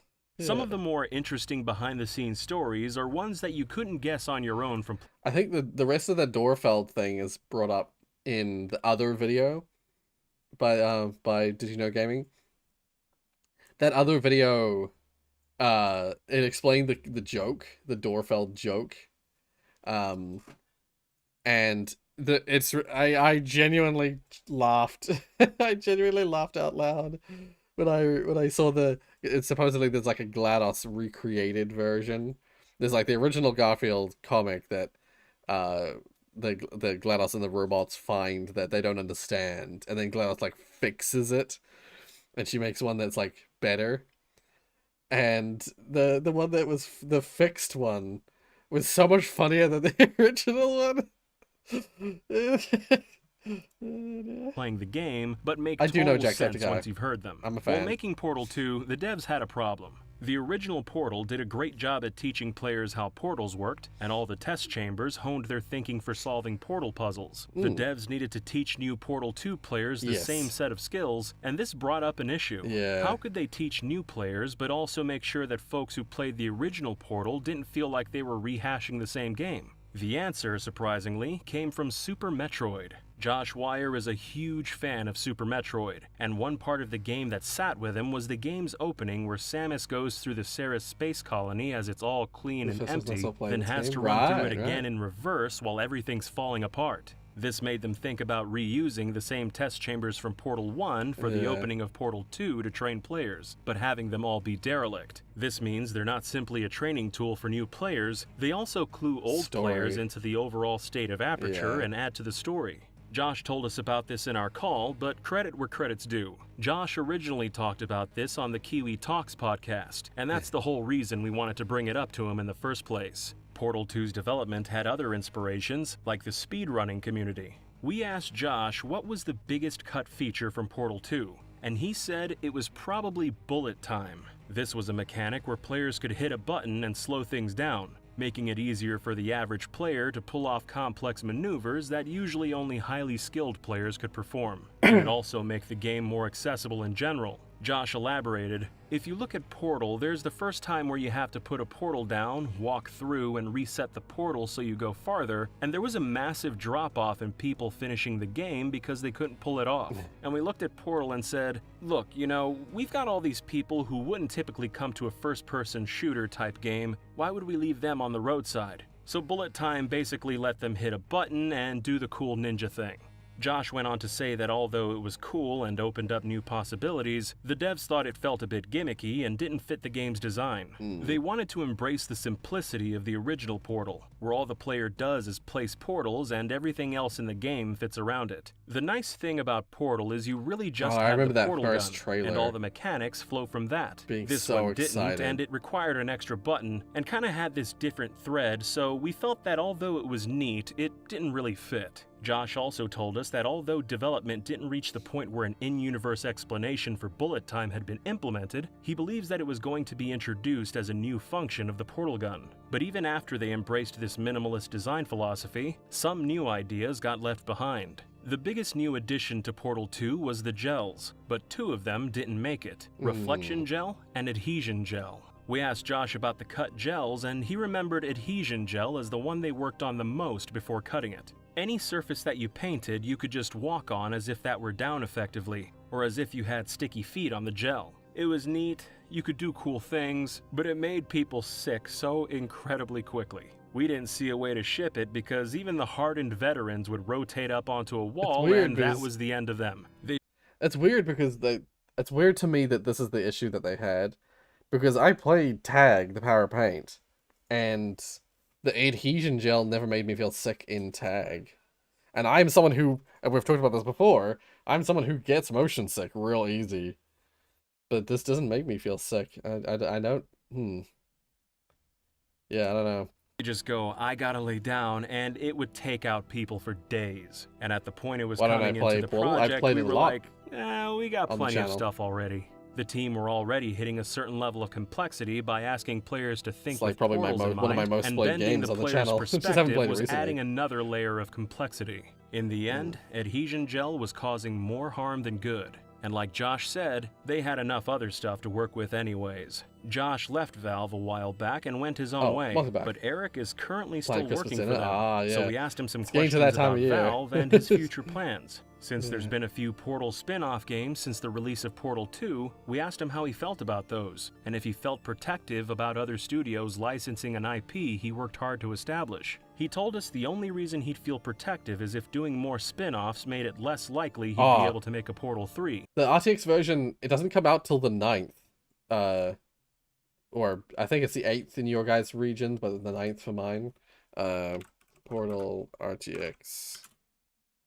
How the, like, when it comes to, like, 2 clicks Philip and, or clicks Philip and, like, Jacksepticeye and stuff like that, they just must have got it early. Yeah, see, 9th of December. But this is, 18 hours, in my time zone. But that's because I live in New Zealand, so it's a little, it looks like it's later, but it's not. It's the same time.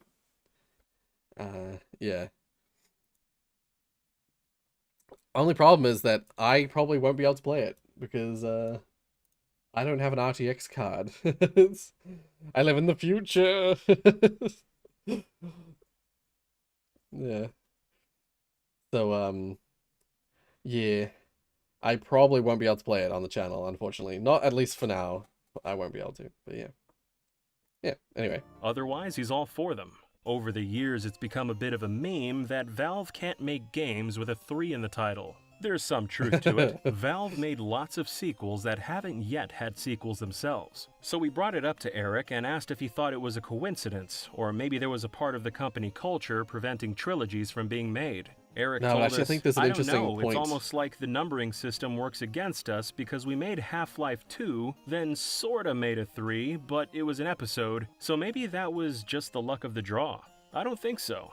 I think Valve staff just keep getting sucked into other stuff. Someday, hopefully, there will be a 3 of something. Eric said a lack of trilogies definitely isn't deliberate, but he does have a theory as to why, sort of. This one's After a developer finishes their first game in a new IP, I they look agree back with and this see errors in what they made. They get new ideas for gameplay and think of ways to make existing parts of the game better. Then they're driven to make a sequel because they want to fix all these lingering issues. And when they eventually fix all those issues for the sequel, they're left mostly satisfied. So when the opportunity arises to make a third game, developers aren't as driven to make it because they've already fulfilled their biggest wants for a sequel. Essentially, they're less driven and less interested in doing a third title because there's no regrets left to rectify. And that might be true for most developers, but it doesn't seem to be the case for Eric. Josh Wire told us that Eric is still pretty enthusiastic about Portal. So we asked Eric if he wants to make a Portal 3 and if he had any ideas for it. Yeah, Jay and I have an idea for that we think is pretty awesome for what would happen, generally speaking. I mean, we don't have a script or any details worked out, but we have sort of a starting point that we like a ton. It's good that we have this idea, but there's a lot left to do. I mean, somebody's got to think up some new Portal puzzles and, but we do have an actual idea. Yes. Well, damn. It seems like Jay and Eric might have enough of an idea to get the ball rolling on a Portal 3. We asked if they'd pushed for another Portal to happen at Valve, or if they'd at least brought it up around the office. Apparently they have brought it up at work, and they've gotten a positive response about their idea. But it seems like they're gonna need a few more people on board. But again, us having that idea versus actually committing to making a game is a way different thing. It's not unknown, but there's no formal pitch process at Valve either, so it's always kind of a, grassroots campaign, I guess. After hearing this, we asked what it would actually take to get Portal 3 into development. Eric believes work would have to start during a period where people weren't otherwise engaged, because it'd be irresponsible to tempt people to leave a project they're already knee-deep in production on. It's a bit of office politics, but it'd be bad form to poach people away from other teams during the less interesting parts of a game's development where people just need to hunker down and get stuff done. Based on what Eric told us, it doesn't seem to be a lack of ideas or enthusiasm that's stopping a Portal 3 from being made, but timing. All we can do is hope that the timing is right sometime soon, and let the folks at Valve know that we really do want to see Portal 3 get made. Did you also know that Portal 2 originally had a collection of death endings that could be set off at various parts of the game that'd trigger the credits and be accompanied by a dedicated song? For more Portal 2 Anyway, yeah. Have I seen Ready Player One? No, I haven't. I haven't read the book either. But a friend of mine recommended the book to me at university. I never got around to reading it, but then I saw it got turned into a movie. Apparently the movie's not as good as the book, but if that's what book readers always say. So I don't know. Because a valve can only be turned 2 times, not 3. No, I 100% agree with that idea that Eric, I think he said it was Eric Wolpow that had that idea, is that most people, yeah, they make a thing, they make their first iteration of a thing, and they get it done and they release it, and they're happy that they released it, but they see all the little issues with the thing that they've done. There's all these little things that they use, like, oh, I would have redone that, I would have done that better, I didn't get a chance to do that, we had to cut this, yeah, etc. And so in the second, if that's a success, then the second iteration is like, all right, now that we know that this is good, this is a success, let's make the perfect version of this. So the second game in the series is like, it's the original one, but made exactly the way they envisioned it, and it's like polished and everything's functioning the way they wanted it to, and there's no like weirdness. They buff it to a clean shine, you know. And then once you release the second one, it's like, all right, that's done. When it comes to making a third game, it's like, well, where the hell do we go from here? Like, what do we do with this now? Now that it's exactly the way we wanted it to be. Yeah. At least from a gameplay perspective, I definitely agree with that.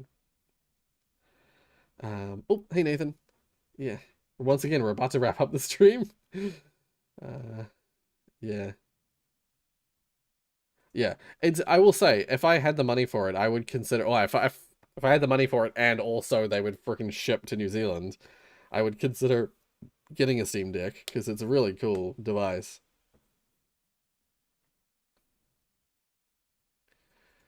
Yeah.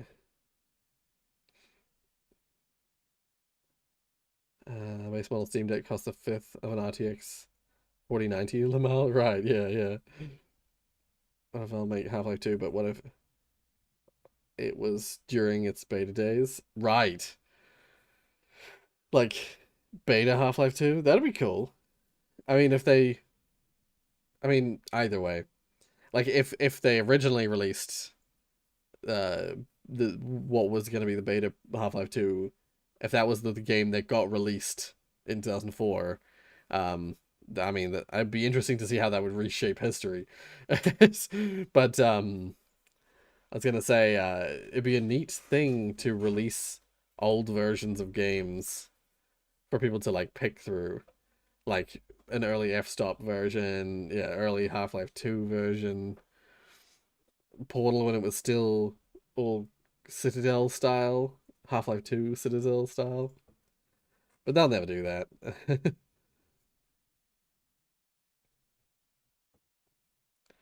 I think I'd recommend you upgrade your computer system. Yes.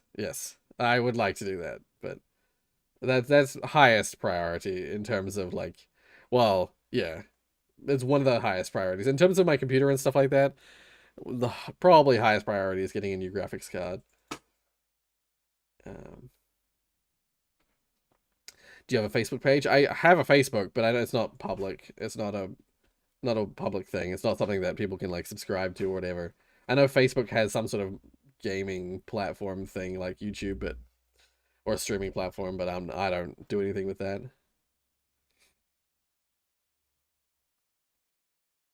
Yeah, I think honestly, I'm fine with them just releasing like I said this in the previous stream.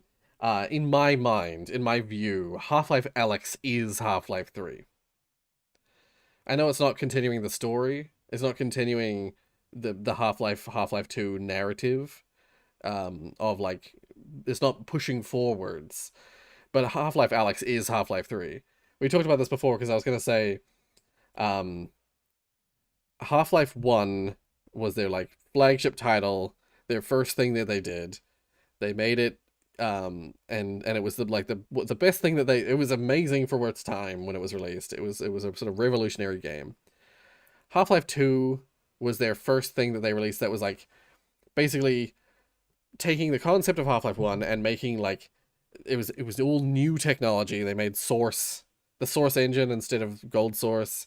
They made it was a new era of technology. So they released a game. They released Half-Life 2 that was like top of the line new tech game with like full physics engine and like brand new modern graphics. And then they did some stuff with that engine. They did a bunch of things with that engine, and then and they released the episodes and stuff like that. And then Half-Life Alyx was once again the brand new tech. It was VR. It was the brand new technology, cutting edge kind of design stuff in a brand new era of tech. So Half-Life Alyx in my mind is Half-Life 3.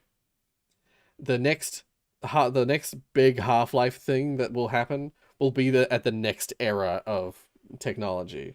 Whenever there's a big new step in technology, that's when a new Half-Life thing will happen. There might be smaller Half-Life things to happen, like there might be spin-offs and small projects here and there, but the next big Half-Life thing won't happen until the next leap forward in technology. RTX would be an example of that, theoretically. But RTX has been around for a while now, and they haven't done anything with it other than just like put it into older games. So I don't think there'll ever be. I don't think there's going to be a Half-Life. I don't think they're going to make a Half-Life 3. Honestly, I think they're going to make more other stories around the Half-Life world at some point, but I don't think they're going to make Half-Life 3. Well, not for a long time. They're making their Citadel thing at the moment, and that's like Half-Life related, but it's not Half-Life 3.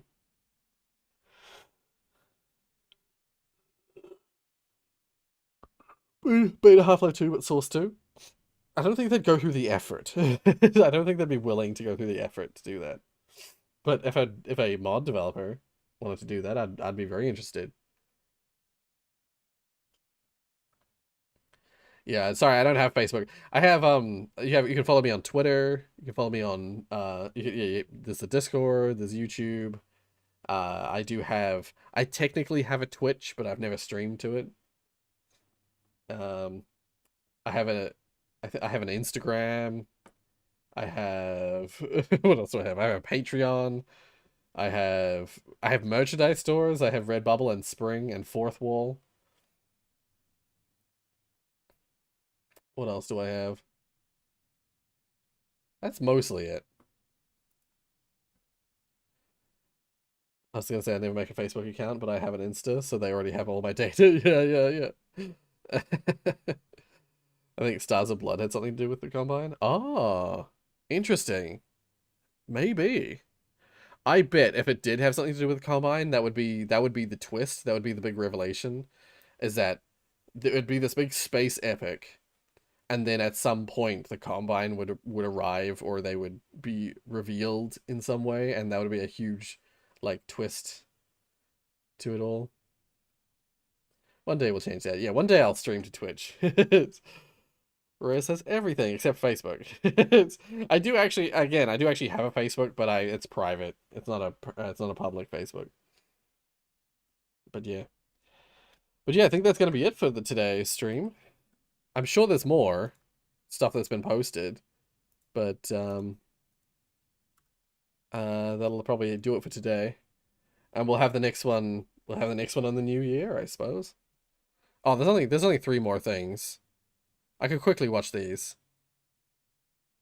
Yeah, let's quickly just watch these last 3. And then we'll call it. Okay.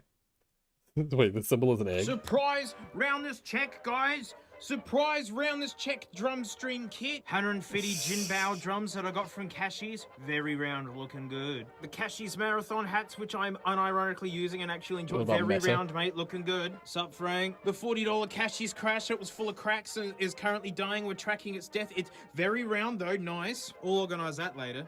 ZXT titanium China symbol that somebody tried to un-China by bend it, but not very round.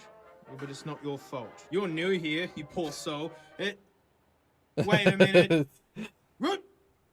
Don't tell me! Oh no, guys. It's an egg. Look at it. How did we get here? Oh no, that means it's boring time. So mate, there's 2 kinds of symbols and they're both made different. One's called sheet symbols, where literally it starts off as a sheet. Then you heat it up and you press the bell into it, and then you give it the old hammer, and you lathe off the crusty top side, mate. You know, stamp her up. Cast symbols, literally you need to melt the 2 elements together, involving lots of fire and heat and all that. Then you gotta heat them up and roll them out to these big flat discs, stamp the bell and the hole into them, then you can trim them and you hammer them with a computer or a machine. Do it old school, shave off the top crusty bits, mate, give her a stampy, look mate, you got yourself a Zildji. But mate, if we pause at this point of the production, you've ever wondered like, what if they just like put a stamp on it and sold it? Well, that's what this is. This is a GM Designs 21-inch blank symbol, and it looks like an egg, which is great because they all look different. So and weird. This is the one that like it's an egg, and Egg I wanted symbol. it. Look how sunken in the bell is. It is so manky. It's beautiful. Basically, mate, she's been put through the rollers, had a bell stamped in it, and sent it. But they've at least deburred the edges so you don't cut yourself on it. But it is absolutely filthy still. Well, let's compare it up against my K Darkrai, mate, and listen to how she sounds.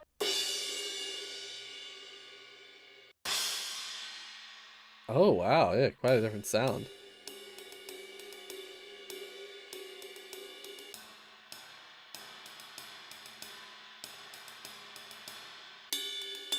It's almost like you're just banging a piece of sheet metal.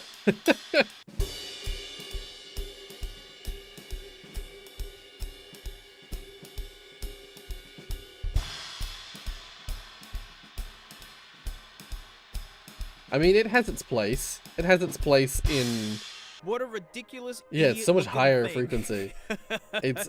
She's dirty sounding. It's definitely got a place in terms of percussion, but anything can have...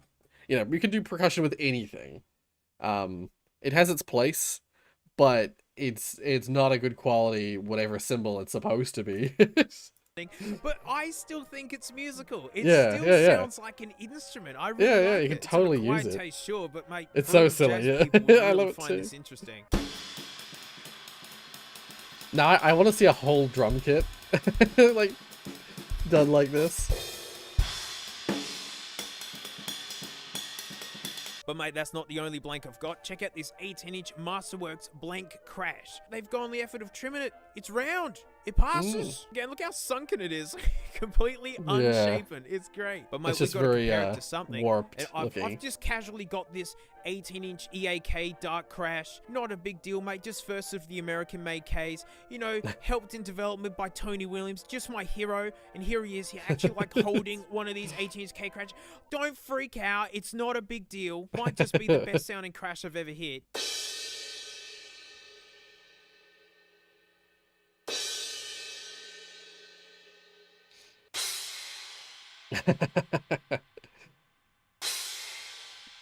Yeah.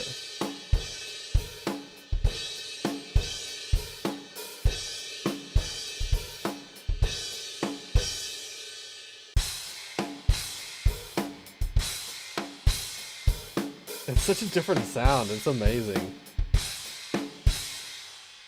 Again, it's filthy.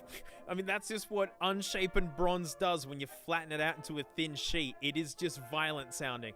Again, it's like a cool effect symbol. Maybe this trashy sound you find really interesting, but like you don't want to go this far. Well, it's called a K Special Dry Crash. It's had hammering, shaping, even the bottom is completely lathed, but look at the hammering. That's where the filth lies.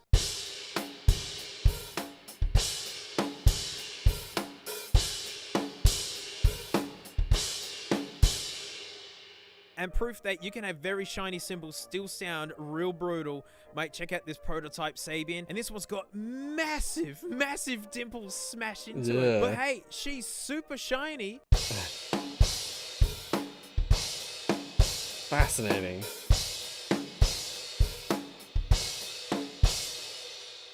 But shh. Let me hear that K Dark Crash again. Yeah, that's what it should sound like. That's the stuff right there. Well, we're probably looking back at the egg idiot and going like, well, come on, mate, symbols are way too easy to make. It could just be a flat sheet, mate, and it's automatically gonna sound amazing. Well, I'm here to tell you that the secret is the bronze, really. I mean, you just, like, see the amount of fire and danger, and, like, you get put through one of those rollers, I don't even want to think about it. It is dangerous making symbols. So by the time it's gotten to this stage, it's already a product. That's why it sounds musical and interesting. The secret is the bronze. And to prove it to you, mate, check out this DXP symbol. Oh, it looks perfect, doesn't it? Look how crummy that is. Perfectly formed. It's even been hammered. Well, this isn't made of bronze. This is made out of steel, painted gold. Oh. I don't need to say any more words after this.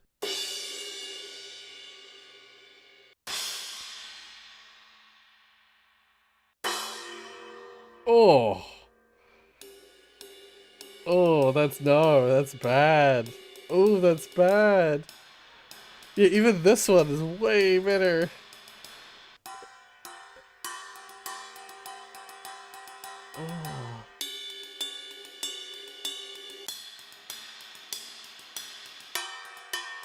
Oh. Oh, like, it's, once again, it has its place, but like in this context, you hear them side by side and it's just like, oh. So even this sounds fine for that use. Oh, it's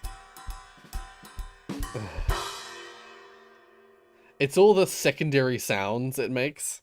Once again, percussion, you can make percussion with anything. Like it's not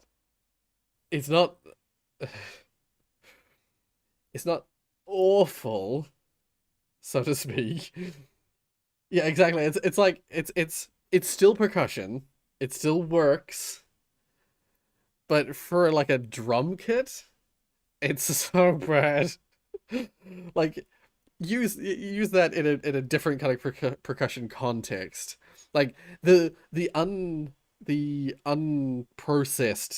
just yeah, the egg is so much better.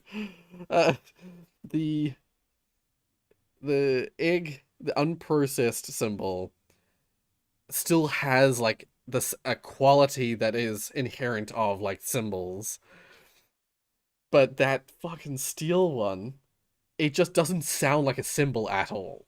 That's the thing. It's like if you had a guitar where suddenly one of your strings sounded like, I don't know, I was gonna say a banjo, but maybe that's still too close. Yeah, but like, you know, you got this smooth guitar sound on all your strings, and then you just have this one string that goes like when you strum it. Or it's like it technically works, but for the context that it's placed in, it just sounds awful and it sounds so wrong. It's muted and stilted. Yeah, and it has all these secondary sounds that you shouldn't be hearing from a cymbal. Well, it just feels wrong coming from a cymbal.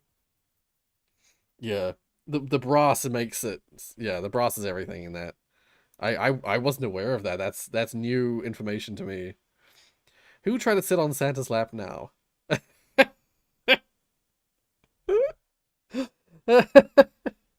Oh, welcome back, Rocky. Yeah, if you weren't here for the start of the stream, I couldn't find the original Santa hat that I used previously, but somehow, for some reason, we have this massive Santa hat. I don't know where it came from or why we have it, but if you go back to the start of the stream, I talked about it. I have this humongous Santa hat.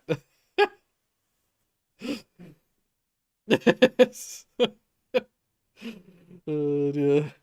And I wore it for a bit. I wore it for a bit on this at the start of the stream.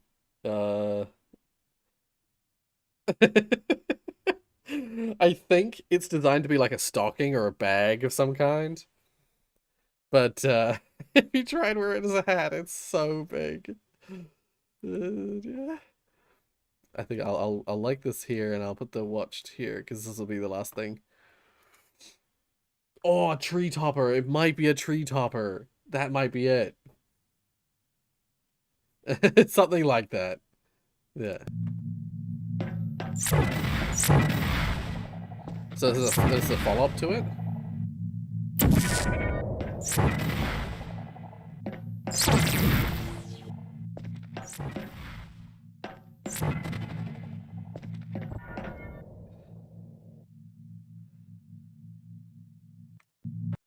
Wait.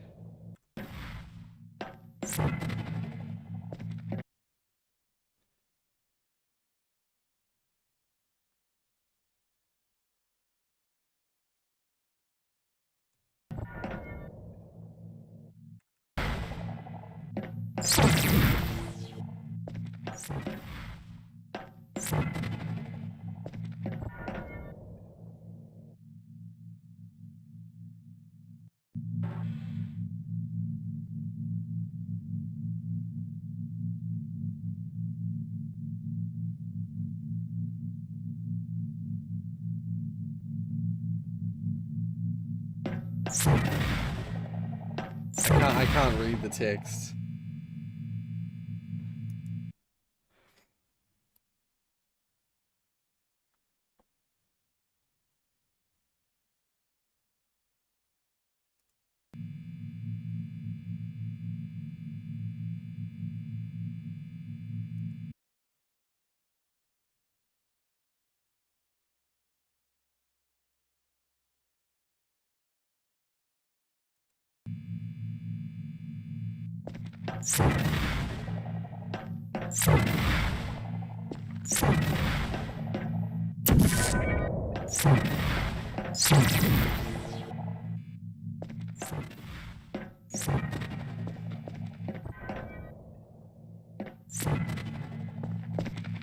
But why does just going back and forth turn it into the blue portal? I don't understand.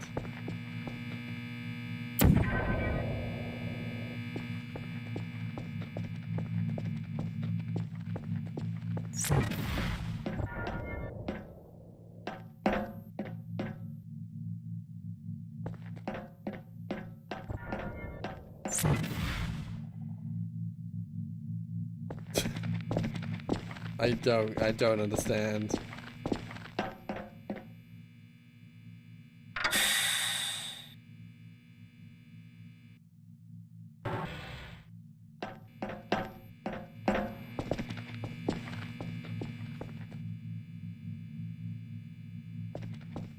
Congratulations! What you've just received is the fully functional portal gun. This version can fire both the blue and the orange portal. Use this.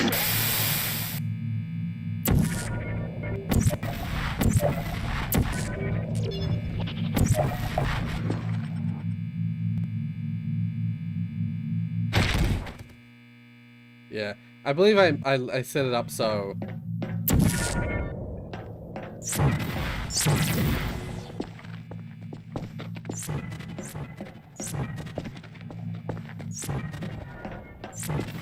I don't understand. I still don't understand how the fuck that works. What the? I could have sworn you got a portal down there. Well, you're finding all the weird glitches.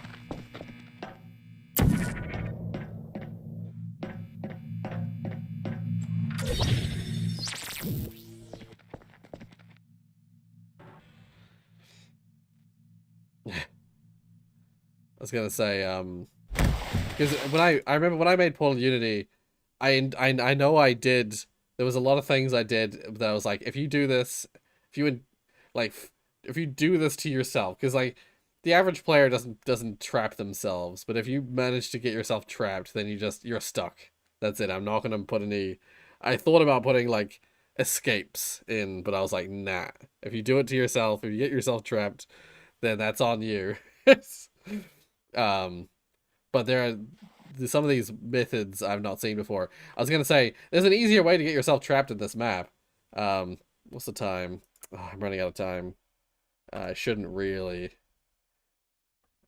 Let's just say if you just the platform comes down, right? This platform comes down. There's a grate in the floor. If you just crouch, if you just go into that grating area and wait for the platform to come down, and then crouch, the platform doesn't kill you. It just pushes you.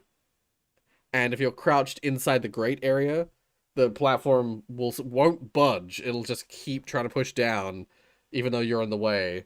And you can't jump out of the little grating area, so you get trapped. It's actually much easier to trap yourself in this room than that. It must be. That's the thing, is I know some areas. The problem is that the default black texture, there's actually 2 of them if you have multiple versions of the, like, let's just say Half-Life, like Portal 1 uses Half-Life 2's texture stuff, and Half-Life 2's default black texture that Portal uses isn't Portal placeable. However, there is some Valve game, it might be Half-Life 1 actually, has a default black texture as well, and that is Portal placeable.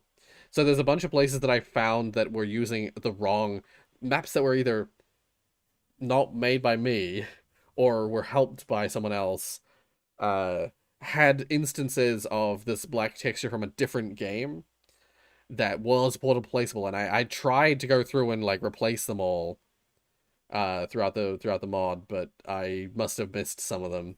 Clearly I missed this one, for instance. Because I remember there was one time where I tested the game on someone's system, and there was missing textures in certain areas of the game, and I was like, why have they got missing textures? Like, what the heck? And it turns out it's because they just had Portal installed, and there were certain textures being used from another game in the mod. And so I had to, like, I tried at least to go through and replace a bunch of them, but I might have missed some. So yeah. I didn't know you could place a Portal down there. That's clearly using the wrong texture. But yeah. Anyway, I'm gonna take this off. The good thing about this massive Santa hat is that it fits over my headphones. So I don't have to do any weirdness with my headphones. I can still wear my headphones. I can wear my headphones underneath the hat. But yeah, anyway, that'll be it for today. Yeah, don't worry, there are lots of ways you can trap yourself in Portal Unity. One that I haven't seen anyone reproduce, even though it was reproduced multiple times before we released the game, I just couldn't think of a way to fix it, is you can get yourself trapped in the floor of a map where there's a floor that moves back and forth. You can get yourself trapped in the floor in a way that I thought not possible, because somehow they opened the floor while they were in a different room, and the floor happens to intersect in that room, and somehow, even though there was normal floor in that room, they got themselves trapped in the moving floor that should have been in the same place as the normal floor. My friend Sam managed to make this, he managed to get the game, the himself, like, stuck in this one situation, and try as I might, I have never seen it reproduced. I literally saw it with my own eyes on his computer, but I never managed to reproduce the bug, and I've never seen anyone reproduce it. So there are untold ways to glitch out Portal Unity. Yeah. Anyway, yeah, thank you guys so much for joining me. I hope you guys enjoyed the follow-up stream for this. There'll be more streams in the future, but I'm gonna try and I want to get Blackwell Deception and Silent Hill 2 finished before I start going into any kind of like I don't want to just take over with streams. I want to do finish off the video stuff at least before moving on to more stream stuff. But yeah, have a good day and good eats. I shall. I'm actually quite hungry. Blackwell. Yeah. Yeah. The episode that I released yesterday, it was actually supposed to be twice as long.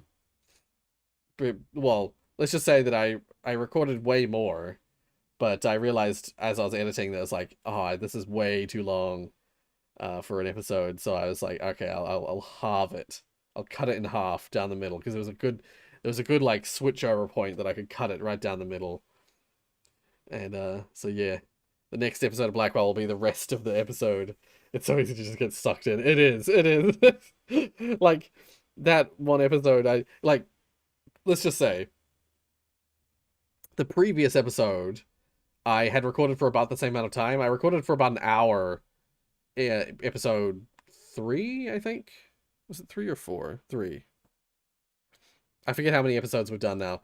I recorded the previous episode like for about an hour, but that was because I got interrupted halfway through, so there was a big old gap that I had to remove, but also there was puzzles that I did that I got really stuck on in episode 3.